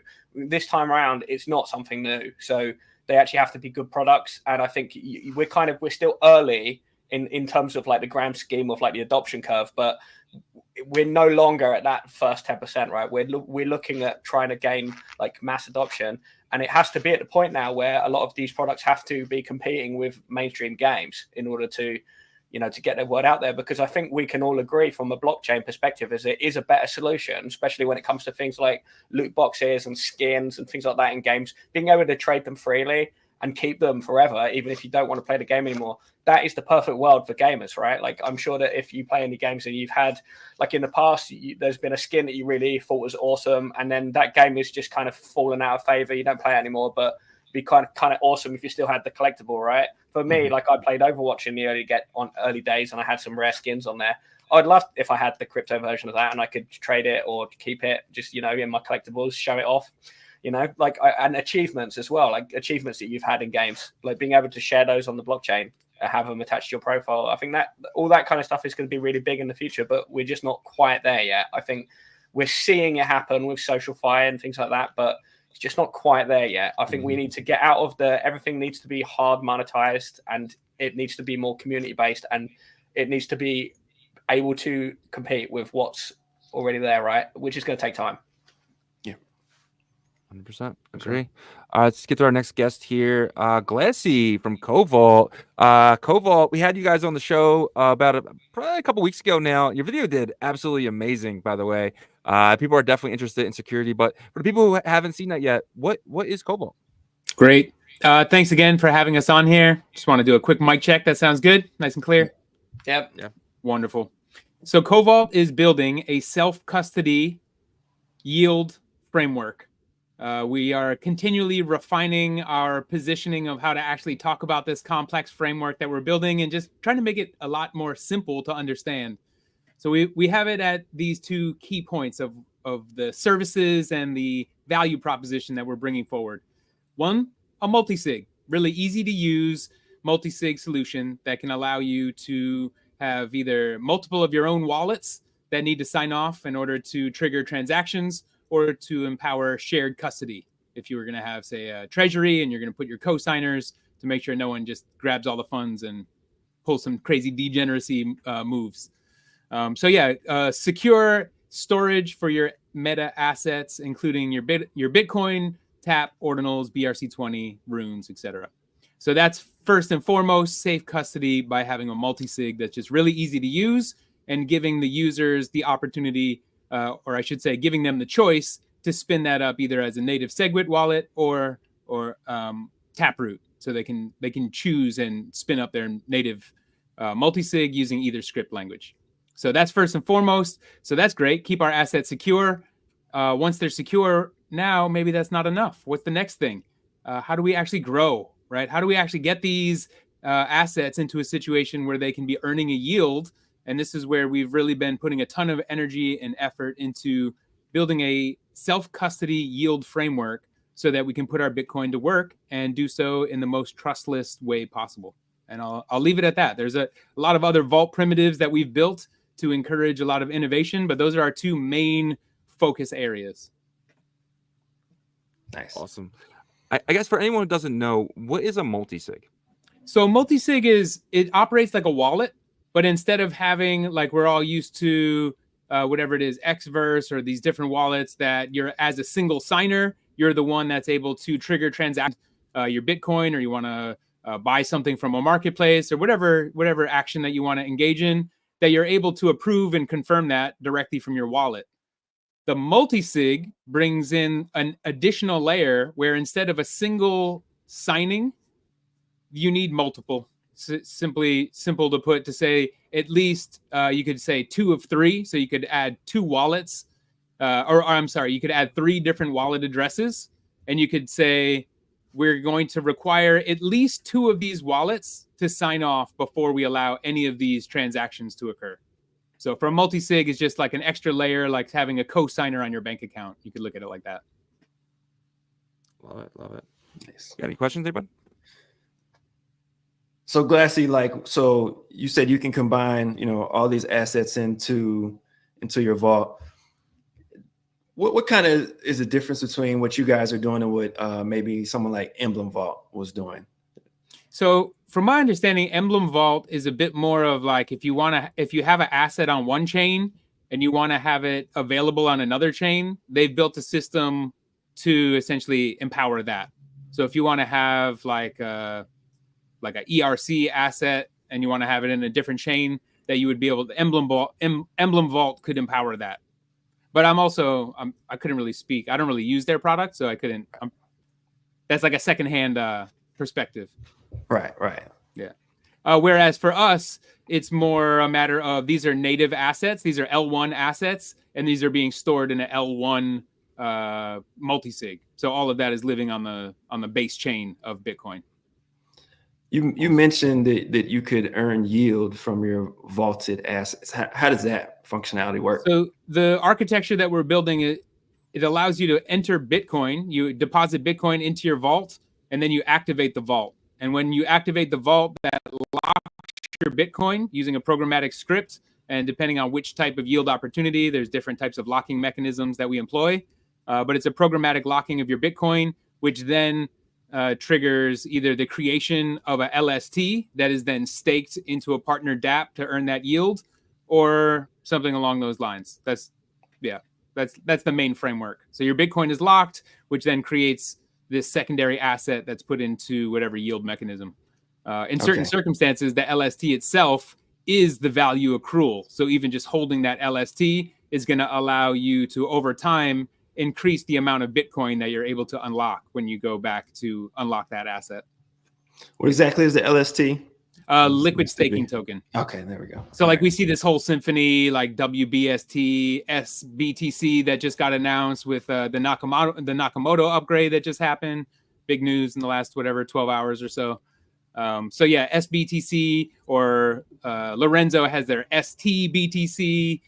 Bedrock has a Uni BTC. There's a DLC BTC, which is essentially like all of this like wide array of essentially ERC tokens that you can then trade and maneuver on with an ERC contract, but it's reflecting the fact that there is that equal amount of Bitcoin that is locked somewhere.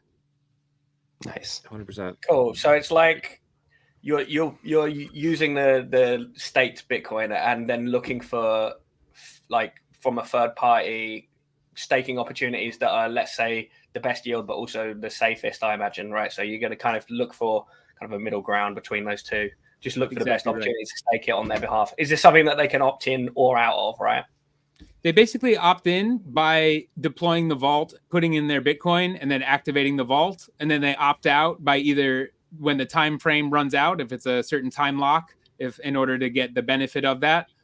Certain of the higher yield opportunities might come with a year or plus. Other staking opportunities will just be completely liquid, and they can simply activate or unlock and claim their rewards whenever they want to.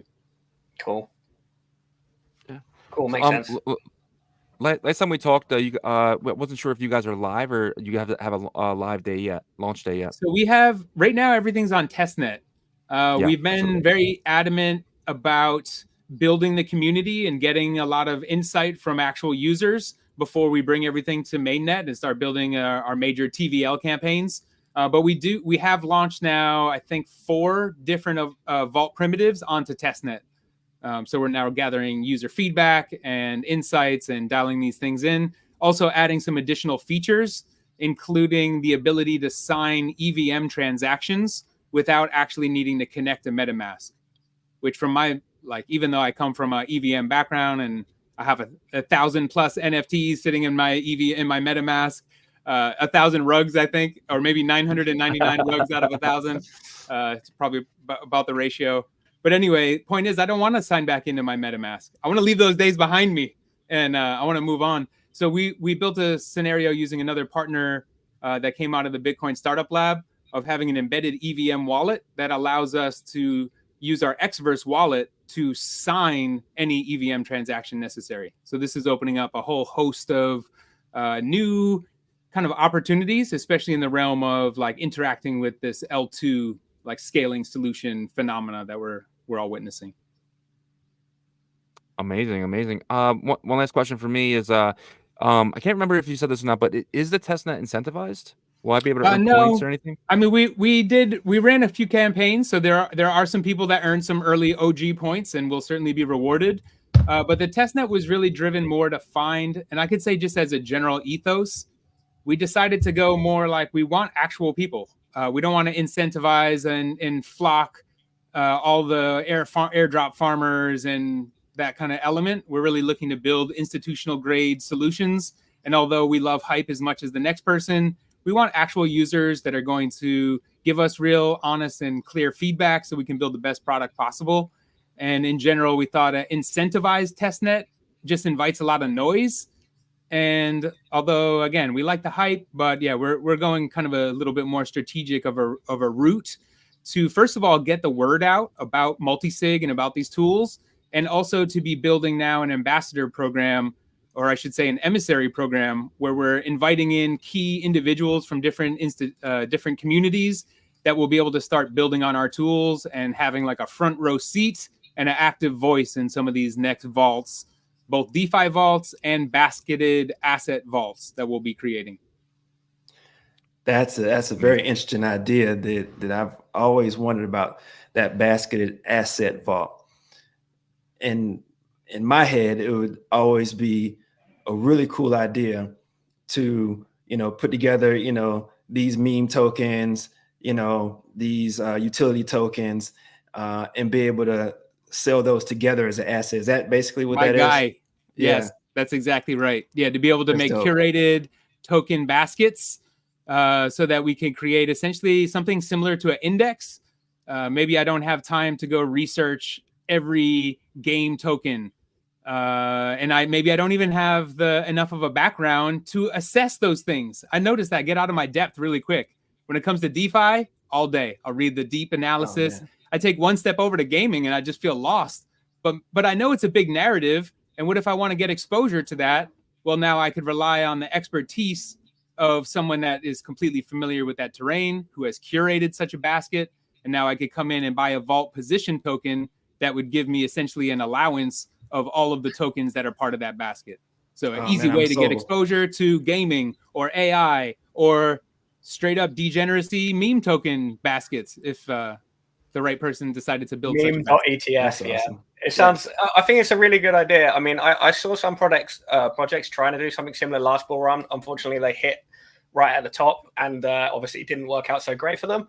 But like, yeah, hitting something like this early, I think it's a really good idea. But essentially, as you say, it's going to come down to the curation, right? You need someone that kind of knows the space and like knows what are going to be like not surefire bets, but at least a good thing to put in the basket. Because like if we're talking about memes, I think there's a lot of positivity bias where you see the meme that does well, but you don't see the 1,000 that don't, and that gives people unrealistic expectations. So, I think if you took like a basket of 100 memes and like 5 of them did well, that might still be a profitable ETF. It's just really hard to know, right? You need to like kind of run the numbers and look.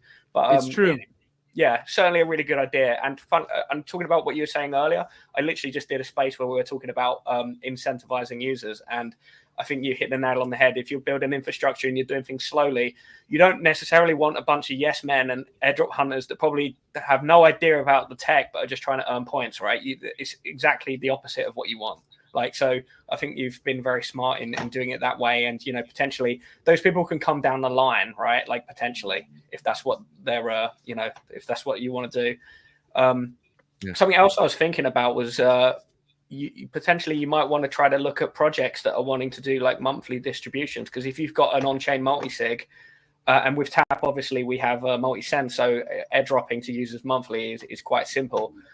That might also be another use case, right? Like if they just want another level of security when it comes to airdropping or monthly distributions, especially if you're dealing with people that have like maybe done a like normal style launch, right? But they want to distribute over Bitcoin.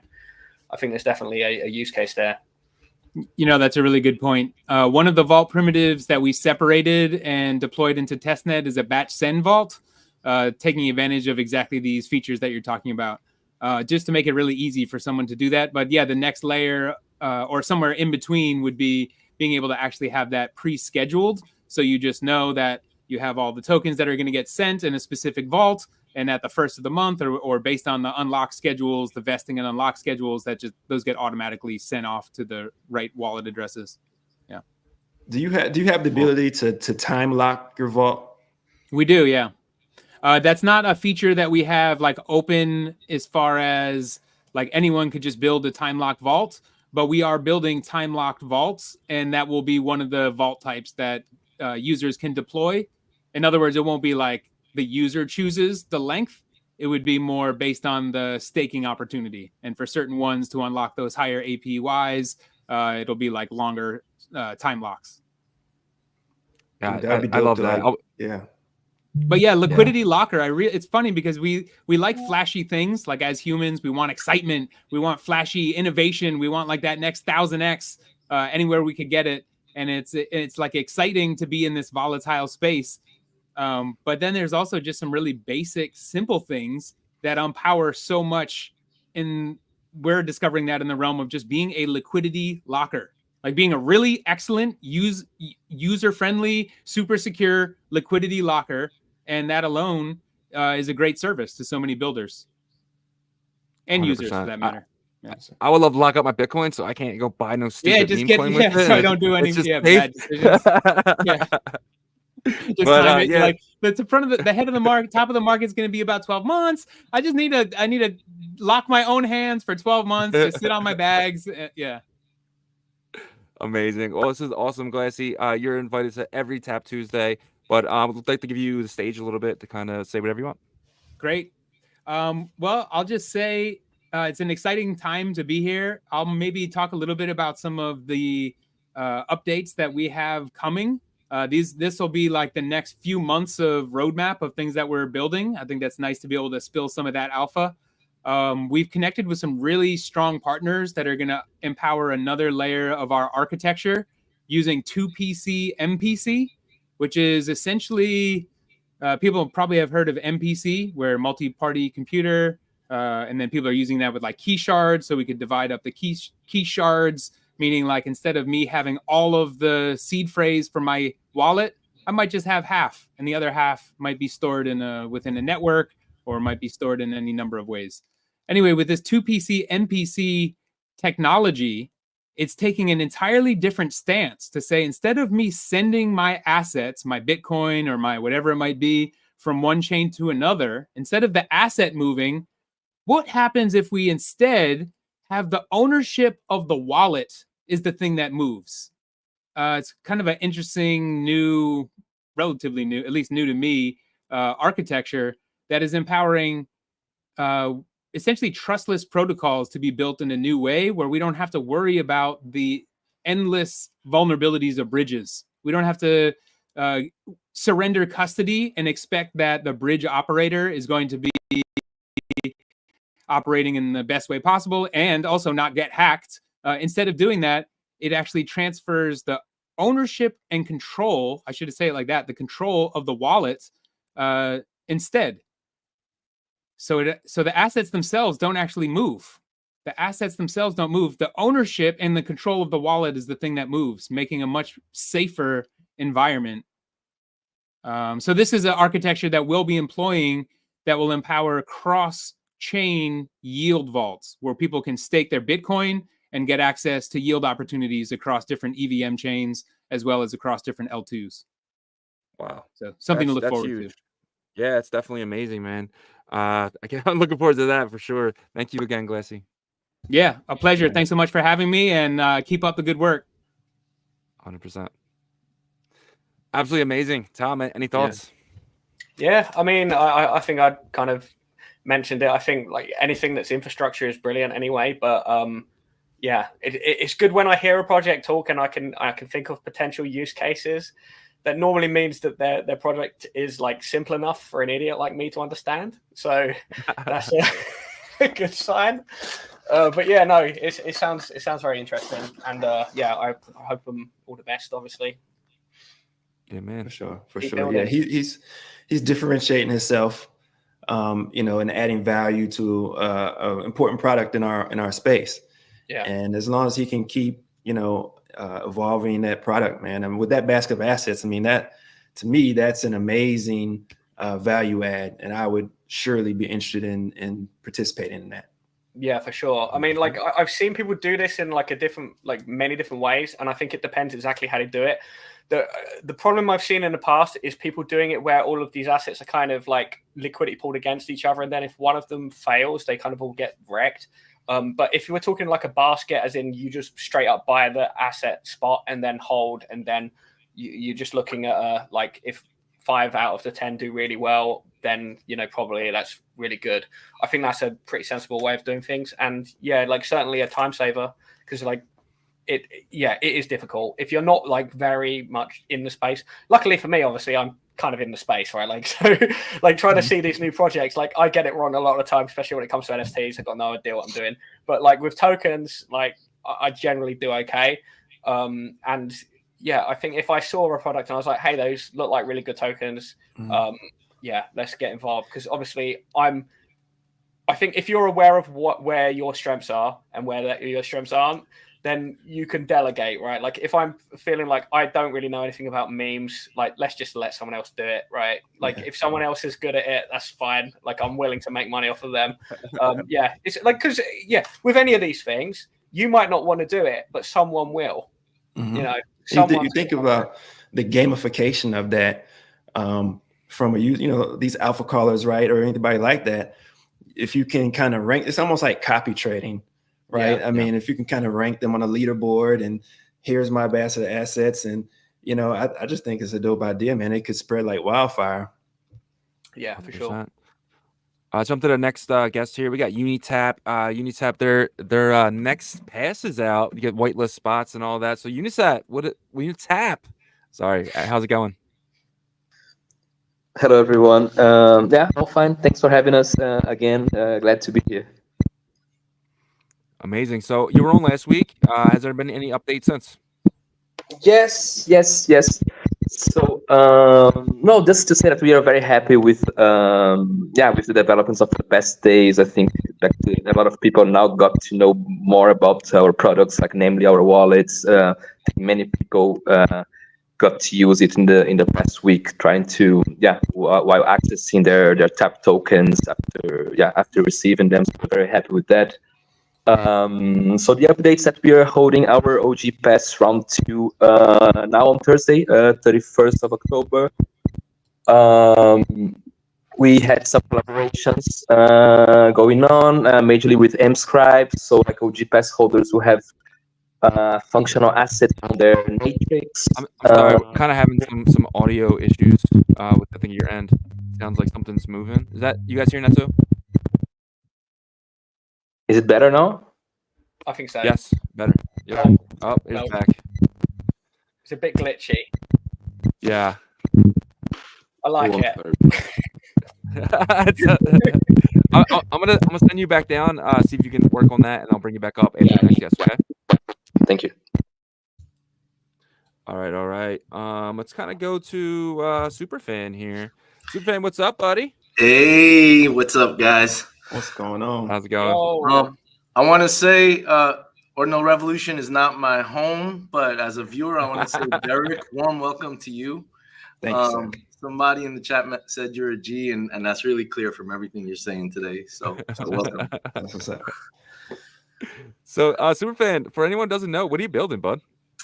Well, so I guess I built Heroes, and that's that I broke some records, I guess, in the quickest to sell out my DMT collection. It was 4,032, and it's a generative AI collection. And what that means really is I'm using super efficient text inscriptions of the parameters to drive image creation. So for better or worse, ordinals have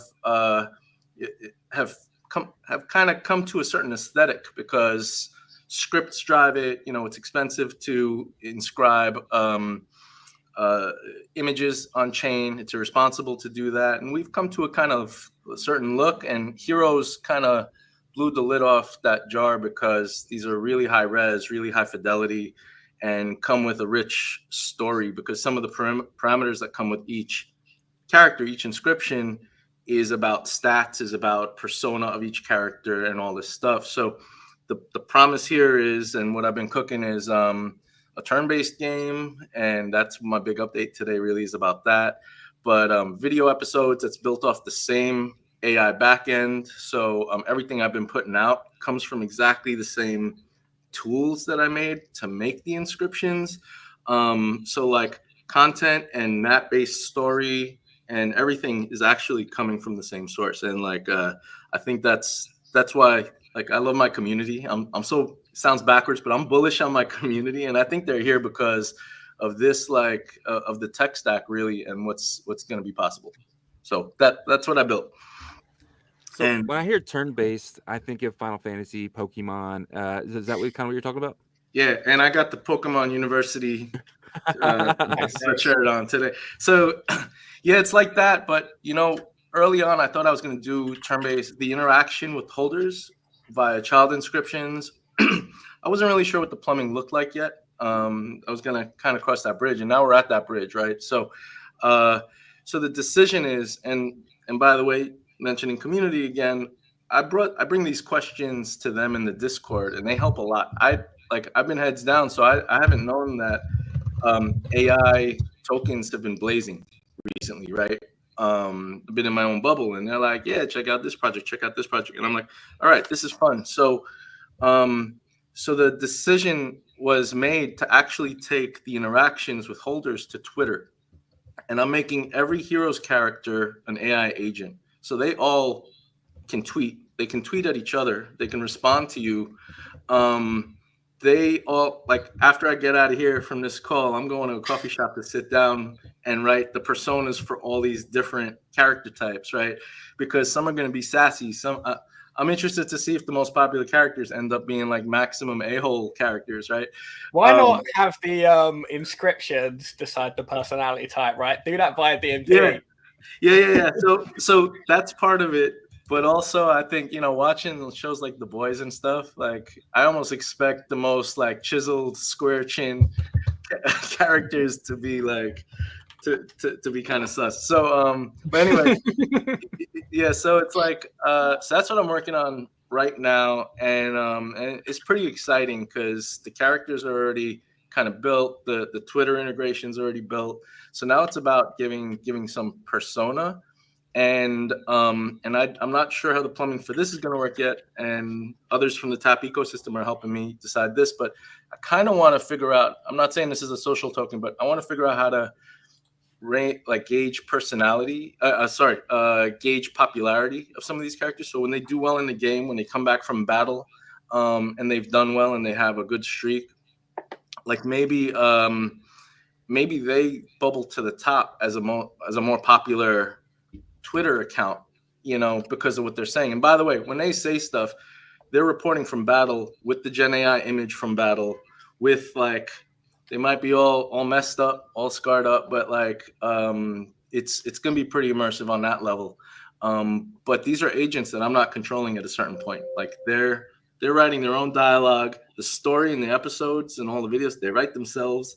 So it's like DMT and UNAT take over, So I've been cooking for a while, and it's gonna be fun to start showing all this stuff really soon, like back to back. I think that's a super cool idea, having their own Twitter personas.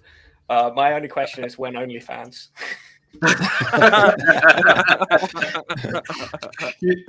Tom, it's funny because I put a lot of work into this to make it family friendly. Like it's actually kind of difficult to keep it clean. That is true. Like all of the image models, they just go for that certain aesthetic, don't they? Oh my god, yeah. And sometimes some stuff slips by. Like it's some of the characters are pretty scantily clad, and those come up now as rare characters in the community. So that's a good idea. It's not specific. Gotta love the nerds, man. Yeah, exactly. So super cool. I love that you like really casually were like, yeah, we broke a few records. Yeah, it's all good. I mean, it doesn't mean much really, but yeah, fastest raise ever. The thing is, I don't know if that record's been broken yet, but yeah, I'll keep saying it. Just keep so it. So Al, from somebody who hasn't seen the game, what is the gameplay like? Like, how would somebody who has not been involved with it get started, and what would that look like? Yeah, right on. So it might be a stretch to call it a game, because it's not what you'd expect from like and I'm a game developer. Like I've been using Unity for years. Like I thought about making an actual interactive game that you play, but this is not that. This is like episode based. So I'm leaning really hard into UNAT, and everything's a data reference. Nothing's random, nothing's arbitrary. And I'm pulling from pretty ridiculous sources too. Like it's not just blockchain. And the way this goes down as a game is there's a call to action on Twitter now is the decision that this is where it's going to live, mostly for the visibility. I want people to see what's happening here. So Twitter's the right place for this. But there's a call to action for the next episode. You as a holder of a team would get to respond to that tweet. You're in thread, and you decide from some. Sorry, my alarm's going off. Wake up. So it's like you decide from some options what to do. Let's say you decide, okay, there's a battle coming at this next Bitcoin conference, and it's you could take the front lines, or you could hang back, right? And if you take the front lines, it's the highest risk. So there's going to be the highest reward. And this is the part I forgot to mention is there's going to be some kind of token here where not for earning, not for any kind of potential like that, but almost like to keep points, to keep score. So it's a way to have a leaderboard in a way. But you as a player, you'd respond there, and then you and all the other players are a data source that I'm pulling from. And then all the other NAT-based data sources decide the outcome of that battle. And so what you earn from the pot, what you come away with, or maybe some of your team members die, I don't even know. But all of those outcomes are just based on what happens because of the referential data. And then that results in a video episode that everybody can watch to see how it unfolded and see what the data correlations were. Then we go into the next episode, rinse, repeat. Wow, that's deep, man. That's awesome. And where did inspiration from this idea come from, man? Because I know that took a lot of brainstorming, dude. That's because that blows my mind, just how deep in the spider web that goes, man. Yeah, it's actually so. I don't know. It's I guess I've typecast myself kind of as the AI guy in this corner of Bitcoin at this point. And once I built those tools, it really made sense to not just have random seeds control a look when I can use fields on Bitcoin, and now the nonce field is available from Tap. So like the tooling just made a clear path open for me and kind of say like, let's give authorship to the blockchain. Like I'm not the author here. Let's let it take the wheel. And yeah, I think it's going to be a really great experiment. And this idea of like popularity of characters because of AI driven dialogue, I mean, what's not to like? It's going to be fun. I think there's a good opportunity there as well. Like if the characters like have their own personas, down the line, I think it'd be kind of cool to have those also like as standalones in a metaverse, right? That you could go talk to. Yeah. So some of the stuff that's hard to figure out is I can't have all 4,032 inscriptions like screaming at each other, right? So we got to figure something out. It's probably going to be team based, right. But still, yeah. The goal of having this be engaging and cinematic for somebody who's not even playing, who just wants to watch the episodes every month. I want that to be there, and so the guide rails kind of have to make that happen. That's gonna be awesome. That's something definitely to look forward to for sure. Yeah, question there? So yeah, I was gonna say, just how are you gonna engage the average user, because these topics are complicated and tough to understand. So how are you going to educate them with the lore and the storylines and get them engaged, bring them over? Yeah. So this whole thing I'm treating like a beta, right? So this is for the people who get it, but and then people who want to spectate, they're going to get to watch the episodes, the resulting stuff from all the data and from all the interactions. They get to watch it like it's Netflix, basically. And in that case, I'm showing off the AI tools I've been building, the creator tools. And those creator tools are meant down the line to be something for other people to create collections with and make use of this AI backend. But for now, I would say it's kind of for the headstrong. It's kind of for the people who are committing to a new kind of tech stack. And then I think, there's a bunch of strategy for how to also take this generative artwork and the ownership of it to non-crypto places, Web2 places, Steam and Marketplace. But that's all like down the line. For now, it's still like build mode and having fun with it. I think another thing is that like as a regular person, you don't really need to understand the tech. I mean, I think some of like it's probably not for you to say, but I think that some of the NFTs that you've created are some of the coolest ones out there, like visually.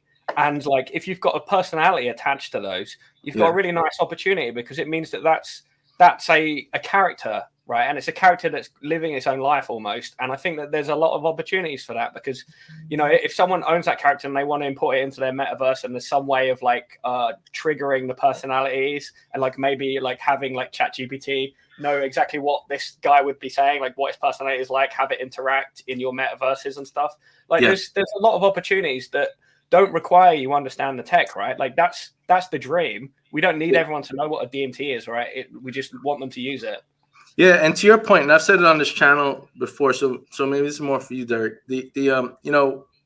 When I describe DMT or UNAT to my friend at marketing at Konami, a video game publisher, or my friends at Netflix, who's with their like innovation arm, or these different companies, and they don't touch crypto at all, they have trouble wrapping their head around that. But when I show them the characters and I say, I'm not authoring this is driven by data. And then I start hearing things like, oh, this is the future of gaming. Oh, this is the future of storytelling. Oh, you know what I mean? Yeah. So it is, there's maybe a step to getting to grasp it. But as long as I don't talk about UNAT to somebody who's never touched Bitcoin, then we're good. It's super impressive, man. I think you've almost hit a niche that a lot of people in gaming knew existed, but there was no solution. Like, I remember, like, this is a bit nerdy, but I was playing a game called Xenogears or Xenoblade Chronicles, and I was like, the world looks amazing, right? Like, there's so much love in the creation of this world. It looks sick. Like, it just looks beautiful. It's so fun to play. The mechanics of the game are fun. But then you talk to characters, and if it's outside their little story arc, it's boring. Like, you really get the feeling that you get pulled out of the immersion because suddenly you realize you're just talking to 2 lines of script that a programmer wrote in. This was like 10 years ago. And I was thinking, you know what, this would be so much better if like the AIs had a way, like if you had a way of like bringing the personalities in. And I think like you're on the edge where like this is now possible. It's just integration, right? And obviously the resources, the computational resources. I know that you're helping out with that as well a little bit. But like, these are all pieces that need to fall into place. And it's a bit like you can have these ideas back in the day, but it's over tech because the tech doesn't exist yet, so you need someone to build it. And it's like reminds me of Da Vinci, like trying to build helicopters when like metal can't be processed. So it's like you just can't do it. Like you can have the idea, but it is completely meaningless unless there's like ways to implement it and it's feasible. And it just wasn't. I would say that you could do this 5 years ago, maybe, but you couldn't do it on blockchain, and the AI was super expensive and clunky, and it sounded bad, and it was all just like virtual girlfriends on your phone. Not that I would know about that. Not that I would know about that either. these days, yeah, as you say, like you can have all these parameters done on chain. You need constraints, as you say, like constraining is the game, right? Like that's where you build the magic in. That's the human element. You add the constraints and then it plays out. And I think it's going to be a big thing for the future if people don't recognize it now or not. I mean, I think if you saw the problem coming and now you're seeing the solution happening, you're super excited. But if you never saw that it was a problem in the first place, then you're confused. So. Yeah. For anyone who's played Witcher, when you're walking around that open world, the people you bump into, they feel like they have jobs and stuff to do. Like they're up to their own stuff. Like you're interrupting them, you're bothering them along the way. You're not the main character in their world. So yeah, what you're saying is spot on. And I hope the AI agents angle here, which is kind of new to Heroes, is gonna help make that a bigger canvas. Yeah. Yeah, man, this is absolutely amazing. I hate to cut this off because it's been a great conversation, but I want to give you, I definitely got a couple more bills, but I want to give you your kind of the stage for a minute and let you kind of say anything. No, that's it. I meant to keep this a lot shorter than even this. So, so I appreciate you guys. Thank you. Yeah, super impressive. Thank you, man. This was fun. Yeah. See you guys. All right, Tom. What do you think, man? I mean, I love Alpay. He's great. I think I think what he's building is so cool because like I'm a nerd at heart, and like I have this problem in that I often come up with very good solutions that there's no answer to. Like the tech doesn't exist, and so when I see someone build the tech for a problem that I saw but I didn't know how to solve, it makes me very happy because I'm not the guy to go making like I'm not a programmer. I can do some very basic stuff, but I'm not a programmer. I like to use things, and that's what I like to get good at. It's like some people are the builders, and us as users, we have to be eternally grateful that those platforms exist. But as a user, I just want to get good at the thing. And so like when people like him come along and they have like a very like deep understanding of like not only where a problem is and where the potential solution is, but how to like wrap it together in a way that is like sellable, I guess. Like, and so, yeah, like he's obviously he's got the full package going on. So, yeah, he's a great person to have in the space, you know. Yeah, man. Yeah, I'm very impressed with the thought and development that went into, what he's building. I mean, it's next level, and I'm excited to see what comes of it. And I'll definitely check it out. Where do we go to check him out at?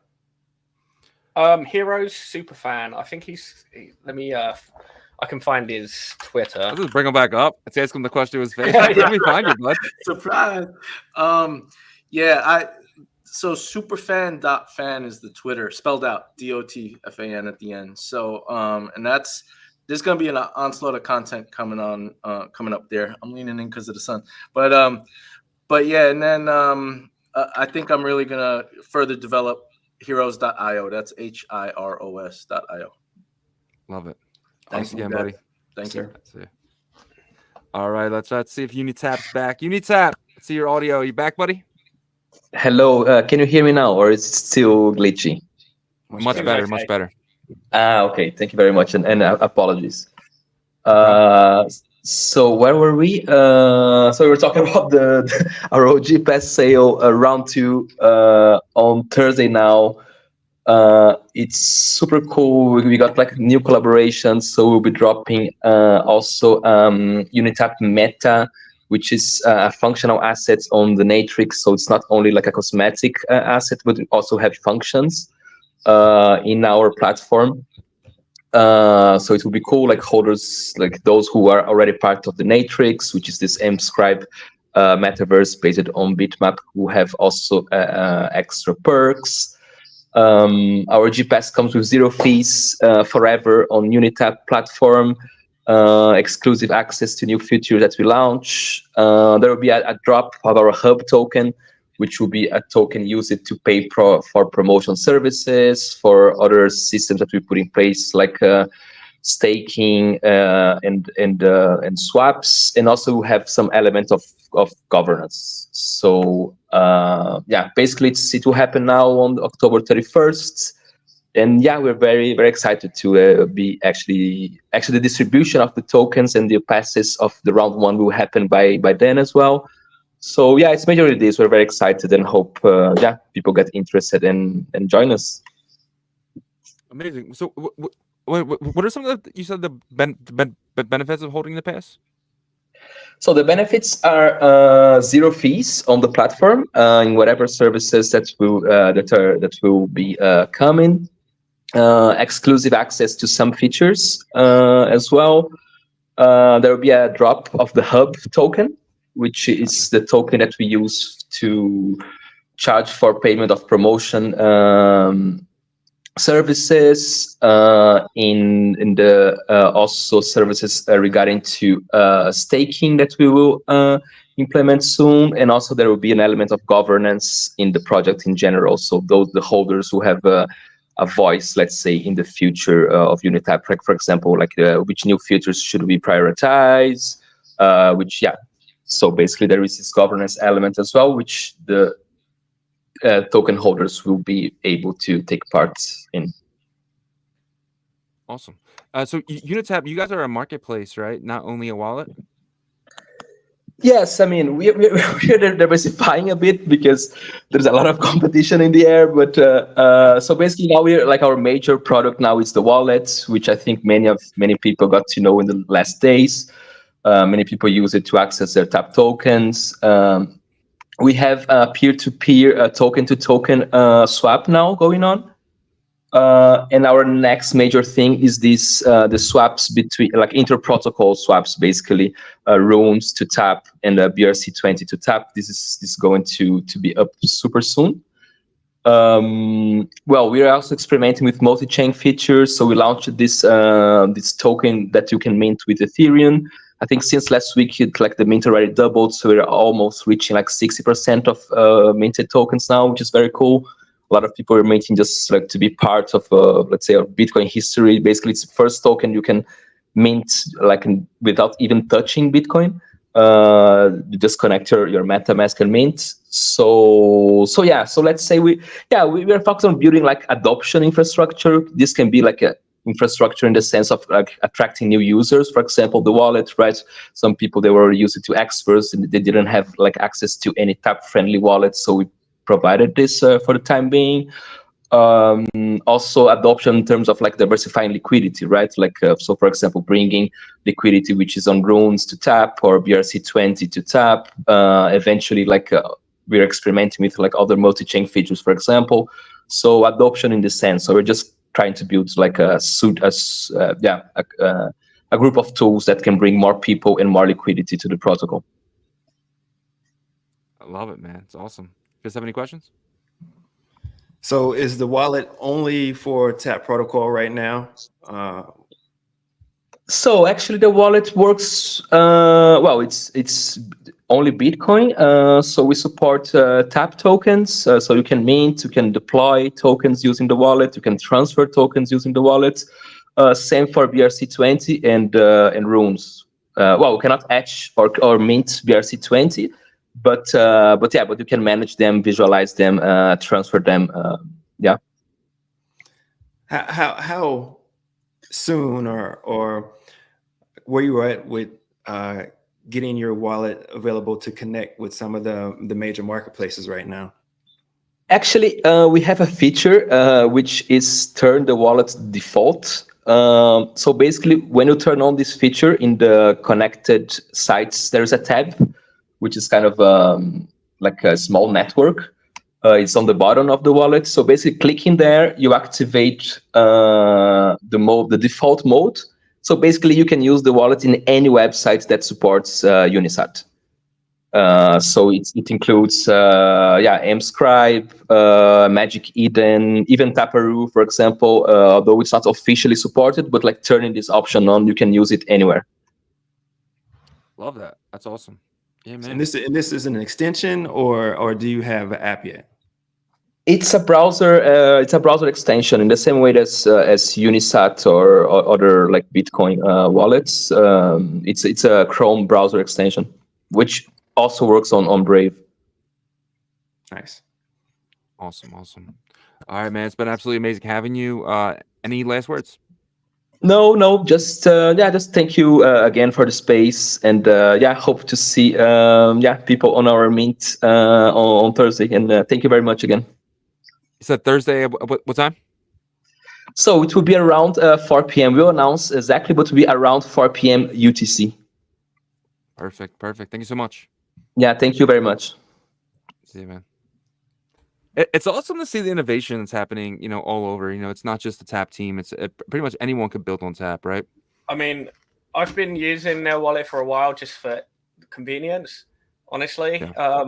And so when a lot of people were having problems reaching the inscribers, it was a very good way because, obviously a lot of people in the space that are like used to inscribing and how it works, then they're not really going to make any mistakes. It's all good if one inscriber's down there, you use another one, right? Like we're all used to Ordinal's wallet randomly failing, it's just part of the space at this point, unfortunately. But just having a way of people doing it within the option, like within the wallet was cool. And as I say, we were still waiting for approval from Google. So, having someone that I'd used myself and being able to just be like, look, you guys just use this. And as I say, it does support other assets. So that's, for some people, it's probably going to be a really good option. And so, it's very helpful with them. And they were providing some support as well, like letting users know how it actually works. So that we're very appreciative for them to step in and help out like that. So, obviously, the more that people are building in the space, the better for everyone. And so, like having, as they showed last week, having their Ethereum minting on Bitcoin, I thought that was like kind of cool. Like with any of these tools, it only takes one to take off, and it adds a lot of value. So, yeah, 100%. Anything from that? For me, I guess wallets sometimes are a dime a dozen, right? I haven't really had a chance to play around with the Unitap wallet. I mean, considering I've been waiting for the Tap launch for a while, and haven't really done anything with it. I have my airdrops that I got and the migration from Ghosty and Tap, and I hold my track. So I'm just waiting on some use cases to actually really dive deep and do my DJing thing or whatever with it. So we'll see what how easy it is to use and check it out. Seems pretty cool. Yeah, I agree. All right, let's go to the next one here. Let's go to Mark from Launchpunks. What's up, Mark?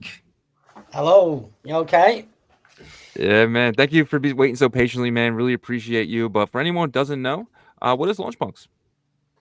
So we're the only launch pad that's actually built on Tap at the moment. But what we're doing is we're trying to add a social gamification aspect to it. So we're no longer sticking with the tiered system that a lot of launch pads use. The social interaction will be rewarded by the allocation you're able to get in a project. So the more you interact with the projects, with our platform, the more chance you've got of winning an allocation. So we're just trying to make it fair and fun again. We're even talking with Foxy at the moment of doing something in the metaverse. Without going into it too much, because we haven't finalized everything with Aaron, you'll be able to do some sort of game activities on there, and the points you get on there will obviously move over to the actual launch pad. So we're just trying to make it so that the more you interact with different projects and with ourselves, the more points you get, the more chance you've got at an allocation. So just making it fair again and fun. So, but I'm loving it because I've just watched all the builders. So I've been on last, and every single builder we're either doing something with, we've done something with, you know, the wallets, we've got all the wallets are connected. So Unitap are obviously already connected to the platform. We're going to support, well, we've supported every wallet because we believe if a user's already got a wallet that they're using and they're familiar with, I don't want them to have to change wallet or import their seed to a new wallet because that's what we want. I go to too many and there's just Xverse and Unisat. And if you've got any other wallet, you need to import your seed or you need to open that wallet. And people like what they know. And if they've got used to something, I don't see why they should have to change just to log into ours. So we're just trying to listen to people like yourself and things that haven't worked in the past, we're trying to get working. So we're waiting. I think we've got a few more days and we're going to be onboarding users, which will give you early access to as well, Shizzy, because we know you'll let us know where we've gone wrong. Yeah, I'll play with it. I'll mess with it. Yeah, so we're just going to get feedback from that, and then within a week or two, we'll be onboarding every user that we can possibly get on the platform. Like we said, there's no staking needed at the moment. When the tokens do come out, launch punks, there's going to be a very small amount that you need to stake, and the rest is on your points-based system. So don't get me wrong, a whale can come in and he can put a big chunk of our tokens in, and his points are quite high, but he goes away and he doesn't interact with the communities because he's a whale. He's got lots of money. He doesn't want to do retweeting, likes. So the little person then can catch him up over the coming weeks by actually being part of the community. And every project needs a strong community. And that's what we want to build for every project that launches with launch punks. So yeah, that's awesome. Like in the last cycle, launch pads were the biggest thing, right? If you played with a launch pad, you probably made the most money because you were getting in those on launches early and you know everything that came with that. Did you say that you guys are going to be on mainnet, or would this be on testnet for next week or so? With say when you come in, that'll be on mainnet. Yeah, awesome. Yeah, we've just been testing on testnet, and obviously you've got to do your final testing on the mainnet because otherwise you move over and you just find a load of problems and then you're back to the drawing board. So yeah, that's why Rob's not here. He's busy in the basement. You know, we'll let him have some time off in the bear market. Otherwise, he's back down in the basement. So change the computer. Change the computer. Amazing. Yeah. You guys have any questions? I just feel sorry for Rob. So the launch punks token, you have to stake that to be eligible to get in on these launches. Is that how it works, you said? Yeah, well, we're going to have two separate pools. So we're going to have a weighted pool that goes off your points. Now, we haven't set it, but we're probably going to have it where you just need to stake $50 worth of tokens, and then you're eligible. And that'll give you X amount of points. So obviously, it's one way of stopping the bots from coming in as well, because you get people making multiple accounts just to try and harvest the actual launch that you're doing with no intentions of supporting the project. They just want to get them tokens and they want to dump them and they want to make a quick return. You know, I'm under no illusion that everybody's here to make a return, but there's people that become fundamental to a project, and that's the community. So we don't want the barrier to enter to be high. So we don't want it starting at $500 right all the way up to 10,000. And also then the bull market starts and the lowest category is now $10,000.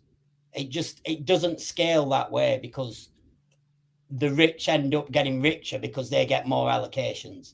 But what we're also having is an open pool. So if you've just joined and you haven't been able to be part of the previous communities yet, say 10% of whatever allocation's going to be done through launch bunks will be in the open lottery. And that's for everybody to enter from day one, even if you've not staked. So it still gives everybody access. One thing as well that we have put into the mechanism is you can state what your maximum allocation will be. So if you're somebody that's not got deep pockets, you're in love with a project and you want to do it, but you've only $50, then you state you can only afford $50. And if you win the allocation, we don't then tell you you've got to pay 250 because you might not have 250. People forget that we're, you know, in the West, we've got a bit more money. We've been luckier. Some OGs in crypto, they've got a bit more wealth from their investments. We want to just make sure that everybody on every level can enter. I love it, man. Really kind of pushing to the small guy, because that small guy, he's going to be the community member. He's the one going to be retweeting. He's the one going to be liking. And I love the fact that you guys are going after him over the whale for sure. Yeah, well, he's also the one that's got diamond hands. You know, we've all been the small holder, and we just seem to hold it and carry on and hold it and carry on. And then, you know what I mean? That's what we all do. We've all been the community of projects, and that's the backbone of the project. So also, when we do it, it's going to be on a scale. So if you've got 10,000 points and the bottom person's got 2,000 points, it's going to be on a sliding scale that we've done a special algorithm that gives the probability of how much the top person gets from the bottom person. So that's how it's worked out with the points. So the easiest way is to say if it was a raffle ticket. So the more points you get, the more raffle tickets you get. But when you speak to Rob, it's a lot more complicated than that. But you know, it's like super fan. He sometimes has chats with me, and it just goes straight over my head. And I explain to him the bits I understand and the bits I don't. But that helps him then be able to get the message across to his supporters who might not be tech savvy like me. So, yeah, not exciting times. I think that's definitely the best approach because, like I was saying earlier to someone else, is that if you can make your community rich, they will shill for you. And if you're bringing in a lot of the small fish and you're making them happy because you're allowing them to participate in launches, you know, down the line they might not be fish anymore. You know, they might be dolphins, and they're you know, they're going to be getting involved, and they might grow their own spaces. You never know. Like whales, super useful, right? Like it's not just the money they bring in, it's the influence. Like we all know this, but as you say, like no one holds like the people at the bottom, and if you can make those happy, that's like a lot of people, you know, like that's a lot of people that you're reaching directly, because not everyone trusts influencers, right? And so if you've actually got all these small people going out and doing the marketing for you, that you know, you're in a good position, obviously. Yeah, couldn't agree more. 100%. It's a bit like where everyone sells the data now, your data, a lot of people are trying to own the data. So what we're trying to do is reward people for their interaction, which at the moment, everybody just expects you to do it for free. This is going to reward you by giving you a chance at the allocation. So, yeah. Amazing. Any last words, Mark? No, just thanks for having me on. It's always amazing to come on and to watch everybody from Tap that comes on. Yeah, Tap Tuesdays is always one of my favorite days of the week. Thank you, Mark. You're always here, and I can't wait for when you guys are live, man. I can't wait to test that. It's gonna be so much fun. Yeah, superb. You'll be definitely one of the early ones. See you, Mark. Thank you. Absolutely amazing, Tom. Yeah, I think correct approach. You know, like I think a lot of the launch pads have kind of on paper said that they're doing something like this, but then also been a bit stingy when it comes to actually allocating to smaller users. So I think, yeah, getting it done properly I think it's a good approach. You know, like obviously there's some level of Bitcoin transaction fees that means that, like, you know, maybe putting in like $10 is probably not worth it. But, you know, like people can afford $50, like hopefully. And yeah, I think that's a good way of doing things, you know, like especially when it comes to launch pads, you know how they in the bull run, you know, things can get a bit heated, can't they? So I think starting from a low level and then being like, yeah, as things progress and the kind of the base amounts move up, you've got to like kind of reassess. But I think they've taken a really good approach, and I think, you know, like obviously their product looks really cool, and like trying to tie into the social aspect of it is great. And I think Tap, we're in kind of a unique position where we have been building for the sake of builders. So, you know, people that need to do like monthly distributions and such, it is actually really cheap to do so. Like we were saying the other day, I don't know if we've tweeted it out yet, but the airdrop that we did to the 15,000 wallets, it cost like $3.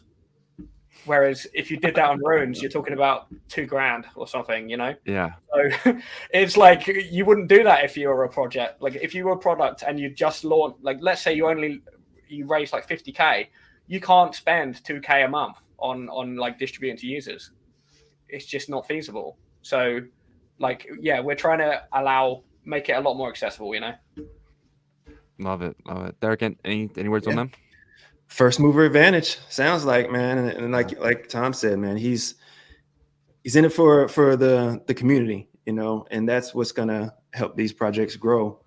You know, just in the past, haven't had a lot of success with launch pads, but that first mover advantage, I mean, that's going to put him in position to win big. So hopefully he gets some good projects. A lot of times, some of these launch pads, you know, just some of the projects that come out of there aren't great from what I've seen in the past per se. But you know, with the amount of builders and developers coming on the Tap, I think that being the first mover and having some of the early developers on there will be a good thing for him.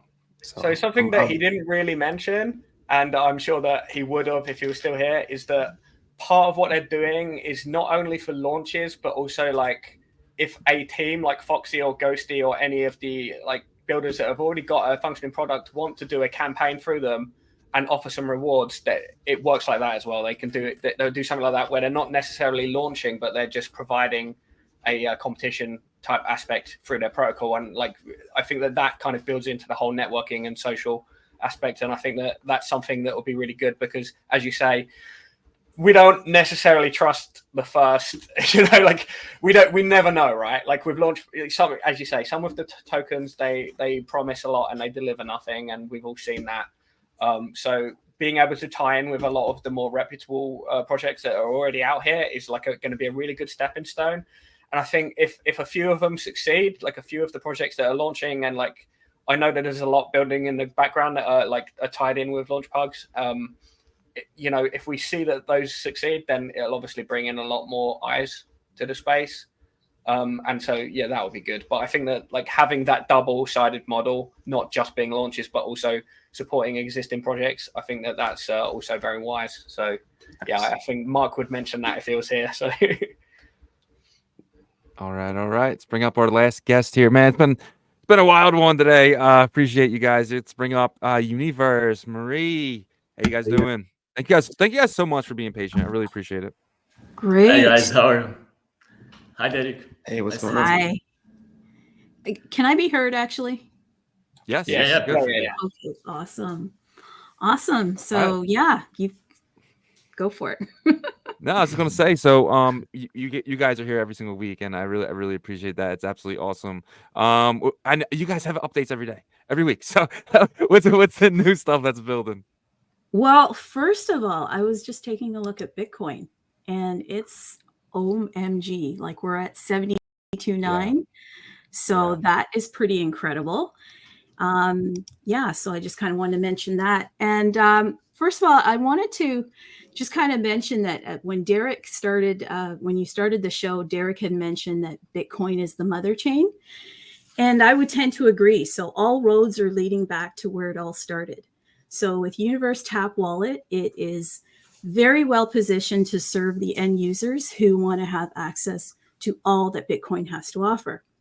So with Universe Tap Wallet, it's basically a home for all your Bitcoin needs. And it's your all-in-one solution to manage all your assets in one place. You've got full support for Tap, DMT, UNAT, stamps, and more. So wallet holders will have access to like a variety of indexers, explorers, and a marketplace for each of the Bitcoin protocols will be coming online, and you can probably take a look at the wallet. Maybe if you could bring up the wallet for me. I don't have it up on my screen. I can bring it up for you if you want. Yeah, thank you. Thank you. So you'll note that some of the protocols already have a marketplace. Every week, the team, they're hard at work creating utility for potential users that will be onboarding to the universe. Last week, we did like a lot of updates for bitmaps, the bitmap category. This week, we have some updates for the SRC stamp support with deployment and minting. So this is pretty big. And I think Miguel is going to be talking about some tap DMT block drops. So Miguel, if you'd like to maybe go over that, that would be helpful. Yeah, so we are just finishing the implementation of block drops. Here's the interface that will be deployed probably tomorrow. There's a couple of issues that we have to fix, but pretty much everything is already done. So this is the main interface to inscribe like a deploy block drop. You can see there is this element here. It's the project ID that you need to insert that refers to the origin project, to the parent inscription. Then you'll just have like a means. Then you insert the receiver address, the parent inscription ID, and then you submit it, you mint it, and then you send the parent to this address that is given to you. And then it sends you back the parent to your wallet. And that's how block drops works. Block drops are exclusive to the deployer's platform. So if you deploy on Universe, you can define what websites are allowed to mint it. If you deploy it to Mscribe, only Mscribe and authorized the websites from Mscribe can actually mint it. So we need to take that into account as well. But we have pretty much some campaigns for block drops. It's totally permissionless, just like our block pad. I don't know if you can see here. For example, just connecting the tap wallet so you can see. We have also the 100% permissionless decentralized block pads minting platform as well, and to deploy too. So here, if you want to deploy, you have all the steps here that you need. For minting, for example, let's just try it with test 0. It's the test token. You get like a pink check mark, means that the token is actually valid and deployed correctly. Then you just go open blockpads, wait for a little while, and there you go. You have like all the blocks. You can jump to the next page, the last one, to the previous one. You can go to a specific block, for example, any block that starts with 352. There we go. There's all the blocks that has actually 352 in it. Then you can just click like one of them, mint it, or just click like random. And yeah, there you go. Get like a random block that is available.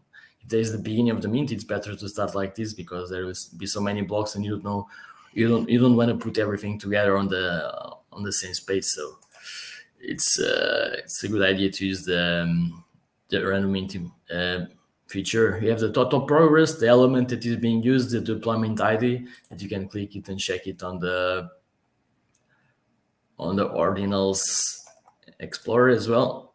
Here, you have the phase bin price. This is just an example, and you have the limit per wallet. When you deploy any block pads token, you have like access to an admin area that you can check the whitelist, the mint price. You can edit pretty much everything, the limits per wallet, everything that you want to do. Let me check if I have it here. Yeah, I think I have it here. If they haven't changed the password yet, I think it's like this. Let me check it. Yeah. So you have like the admin area. You can change the password anytime. I was just worried because somebody could get in and change the password. You have the payment receiver address, the mint price, the limit per wallet, the mint status. You can turn it on or off anytime. It's totally permissionless. And you can select the whitelist address. It's just one per line and that's it. And you can define the quantity as well. If you put like a comma after it and the quantity. Yeah, that's pretty much it. I'll let Trude now continue with our campaign about the names and everything else. Marie? Oh, Absolutely, absolutely. I should mention too, just for some updates, there's some improved wallet visual aesthetics just to make the colors match the theme of pink, which is I think we kind of try to share with all the Twitter folks that pink is the new orange. In fact, if you've inscribed the universe's first rune token, which is pink is the new orange, and if you hold 100 million pink, there'll actually be an increased multiplier for any incoming tap token airdrops that have been ongoing since September. So these tokens, they're just like fun tokens to collect for the community, and really just a way to reward early supporters and users of the Universe Tap wallet. Obviously with a bull market coming, who knows, there could be some potential in the tokens, but I think the real thing is just the collecting them, and they're a lot of fun to collect. So there are some other multipliers that we actually have. Like right now, if you go to the main Twitter page, and if you look at the post that's pinned, you can get a 1.5 times multiplier if you participate with the pre-airdrop tweet. In fact, tomorrow, the universe is going to be dropping a new tap token, Gizmo. So that'll happen Wednesday, October 30th, around 21:30 UTC time. And that's going to happen for the first 250 entries. So there are some other multipliers that we have, like we have iStamps. If you go to inscribe and you inscribe iStamps, which are going to be for the stamp marketplace, inscribing one iStamp will actually get you a 3x multiplier. And actually, iStamps will help you to collect fees once the stamp marketplace is deployed, once that's up and going. Then we also have registering your name. I've already registered my name. I'm TrueDyard. If you want to come and talk to me, you can do that on our Bitcoin Messenger system. But registering your name gets you a 3x multiplier. And then we actually have, our Tap Zero, which is really a utility token. And I should mention, because you had a segment on with, I believe it was with the Unitap wallet. They are going to be doing their OG pass. And if you have, if you have a Tap Zero, you will get access to their whitelist, which is kind of cool. Oh, amazing. And then also what Tap Zero does for the actual universe kind of tap ecosystem is there are zero fees. So imagine that, 0 fees for life. And there's only about 10,000 tap tokens that are in circulation. And I believe there's only 5,600 available. And this also gives you like a 10x multiplier for any of the airdrops. So yeah, so I think I've covered it all, but I think lastly, we're going to probably do a repeat of what we did last week. We had some of the viewers that were still on here. If you are currently have a tap wallet and you go and you start conversing with Shizzy through the messenger service, then you can actually get a 20x multiplier. So just register your name, go to tools, and start chatting with Shizzy, and that'll give you a bonus on the upcoming airdrop that is tomorrow. And the tap token tomorrow again is for Gizmo. Yeah, so more people are going to be hitting me up. Like, so, sounds like fun. Sounds like fun. All right. Yeah, amazing, absolutely amazing. Any questions? Yeah, just a small correction. It's a 10x multiplier, not 20. Oh my god! Did I say 20x? Holy crap! Okay, yeah. Yeah, but still, it's a lot. It's a lot of it. It's a lot of. Well, you know what? It's actually quite exciting that you can get all these different multipliers, and it's really fun. It's kind of like, just based on whatever your participation is, and that increases your multiplier. But you got to be quick, because I've been noticing that this thing really is filling up quite quickly. And some folks are actually, they're reaching out to me and saying, oh my God, like I missed it. Like literally it goes that quick. Within a half an hour, it's probably already filled up. So you definitely want to have your notifications on, because it's picking up a lot of attraction, and people are really getting interested in this space. Or is there somewhere where we can see all the steps and all the multipliers? Absolutely. If you go again to the official Twitter account, you will it's see on the form. You'll see it on the form. Yeah, you just click on the form, on the Google form, and everything's there. Yeah. There was a guy commenting here, Universe, why you always dropping new random tokens? That's a very good question, and it's a very pertinent one, because top tokens minting, it's not going very fast, as you know. So you want to distribute like tokens, like good meme tokens that are have a mimetic value and have been successful in other chains. Like for example, Runs Gizmo is one of the most successful Run tokens, right? BTC $1 billion Cats was our last airdrop, is very successful as well. So we want to actually distribute these tokens to the most possible amount of holders, because top was basically Soda and the top token now itself, and Traverse Labs, I don't remember any more tokens, and that's it. So we are giving like users like good meme tokens so they can play around with it and bridge it to Ethereum, and all these swaps that are coming to top, have something to play with, something that now has almost no value, but with time, with the growth of the top ecosystem, it can grow like exponentially. These things that are free can value like 10 million like in 1 year. Makes all sense, right? Well, you never know. You never know. You never know, yeah. Yeah. But I think also it's attracting people from other ecosystems, because there are people from Solana coming aboard. I've seen quite a few, even from ETH. I'm from ETH, and there's people in my old space that are reaching out, and they're kind of interested. So it brings, people in, and it's just rewarding early users. And really, I just look at it as a great opportunity to collect these tokens and just have some fun with it. And then you can even create your own tokens. So it's I just think you're circulating fun. I agree. Well, this has been absolutely amazing. Me and Derek have been going for 3 hours. Tom's been going for 2. Thank you guys so much. Really appreciate you guys, and look forward to next week. Thank you. Thank you. See you. Thanks, guys. Bye-bye. Nice to meet you, Derek. Yeah, thanks for having us all, and thanks for standing in for Yagobi as well. It was nice to meet you. Appreciate you guys. Yeah. All right, Tom. Any last words? I know you got to go, but I want to give you for 1 last second. No, it was good fun. It was, as I say, nice to meet Derek, and thanks for standing in. It's always great to hear from all the builders and what they're doing. So more of it next week, I'm sure, and hopefully by then we've got.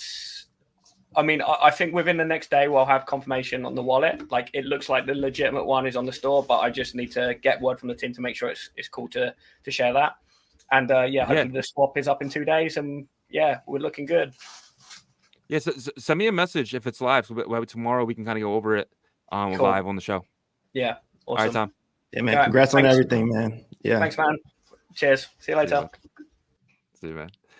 All right, Derek, man. Thank you so much, dude, for doing this to me. Definitely send me your address later. I'm gonna send you some gifts, because I was not expecting us to go 3 hours, but you stood in like a champion today, man. And I just want to give you any last words to the community from you. Hey, man. It's all about being in the right place at the right time with the right information and taking action. You got to diversify your portfolio, right? And that's why there's all these new developments happening, right? And where the friction is, that's where the money's being made. So, keep your eyes open. I try to share things that I see happening through my research. I consider myself a blockchain analyst, right? I'm a data guy. So I'm always looking for, what's moving in the social realm, what's happening behind the scenes, the development. A couple of guys I follow like you, Ordinal Revolution, and some other alpha guys that I follow, man. So I always try to, put things I find interesting out there. So just keep your ears and eyes open. Don't be scared to take risks, calculated risks, of course. 73K, man, is coming up soon. So looking forward to Q4. You know, Shizzy finally gave me the push, man. So I think that, you know, I might start doing more of these, man. So be on the lookout for that. It's not about you might. It's I will. I will start. There you go. Let's do that in the affirmative, right? Keeping the ear out open, man. Follow me, Derek Screen on Twitter, man, and you know, just hit me up. I appreciate you, brother. Yeah, appreciate you, man. Thank you again for filling in. Appreciate that. All right, man. All right. Peace. All right, guys, another absolutely amazing show. We appreciate every single one of you guys who made it all 3 hours.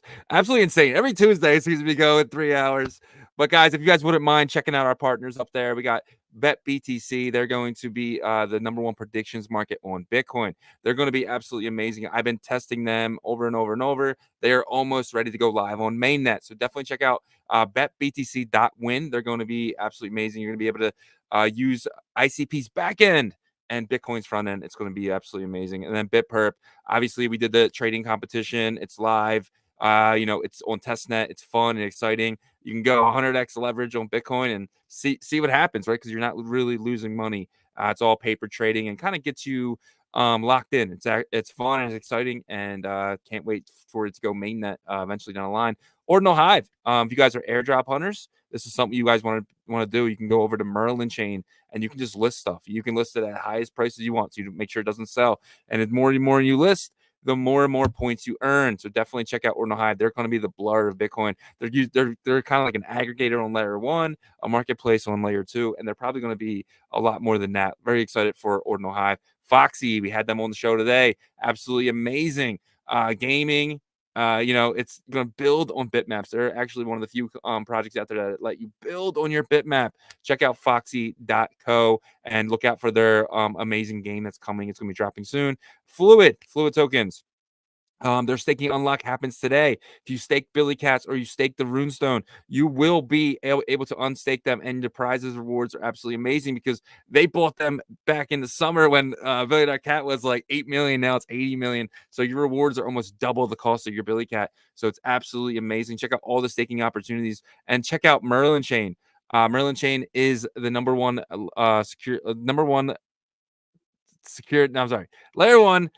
Layer 2 security platform. Sorry, guys, that's usually Yagobi's line here. But I appreciate Merlin Chain, appreciate BetBTC, BitPerp, Ordinal Hive, Foxy. If you like the show, please go check out our partners, guys. Really appreciate that. And if you wouldn't mind going to check out OrdinalRevolution.com. We have some of the best articles dating all the way back to last year. If you know someone just entering the space, send them our website. We really feel it can help them. And also, if you need a NordVPN, we have one to collect your Magic Eden airdrop. You will need a VPN if you are a U.S. citizen. It is not against your government. That is against the website.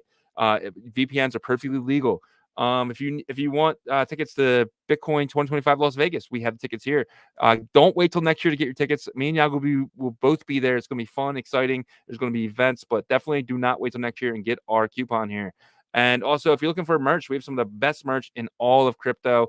Not just Bitcoin, but if you kind of want to go here, we have all the best stuff here. So check out ordinalrevolution.com for all that. And guys, we are live Monday to Friday, 11 a.m. Eastern, 10 a.m. Central, 8 a.m. Pacific, and 3 p.m. UTC. That might be changing a little bit with the clocks go back in a week from now, but we'll let you know exactly if you're affected by any of those time zones. I know we go back. I think we go back and we go forward an hour. So definitely looking forward to seeing what happens in the next couple of days. Let's check on Bitcoin real quick. We're at 72,658, guys. Wow, we might see an all-time high today. But I am tired. I've been talking for 3 hours. I'm excited for Yagobi to be back tomorrow. Shout out to Derek. Shout out to everyone who joined us. And we'll see you guys tomorrow. In the words of Yagobi, peace.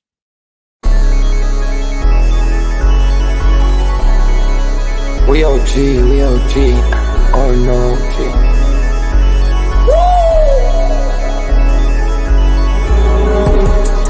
You're not bullish enough, yeah. Oh no, you're not bullish enough. You ain't got the or no. I get stoned by the bolo. Bitcoin set to overload, yeah. Experts on reload, yeah. You're not bullish enough, yeah. Oh no, you're not bullish enough. You ain't got the or no. I get stoned by the bolo. Bitcoin set to overload. Experts on reload. Mempool getting hot. Everybody wanna rock, ayy. Runes is coming, everybody on a knot, ayy. It's it's a nuisance. Ordinal Revolution. Hey, Ordinal Revolution. Yo, it's my guy for real, bro. Got friends right now. Yo, BRC 420, bro. Yo, that shit found fire, bro. Imagine if he in here. Yeah, lock it in the seal. Murder. I got balls of steel. Nuki on the field. Yeah, this shit for real. With no calls, I get so far. Got 100 phone calls that I go hard, and they gon' love me. Smoke weed, huddle back. I get shiesty. Where my Bitcoin looking lovely. All this Satoshi's nothing above me.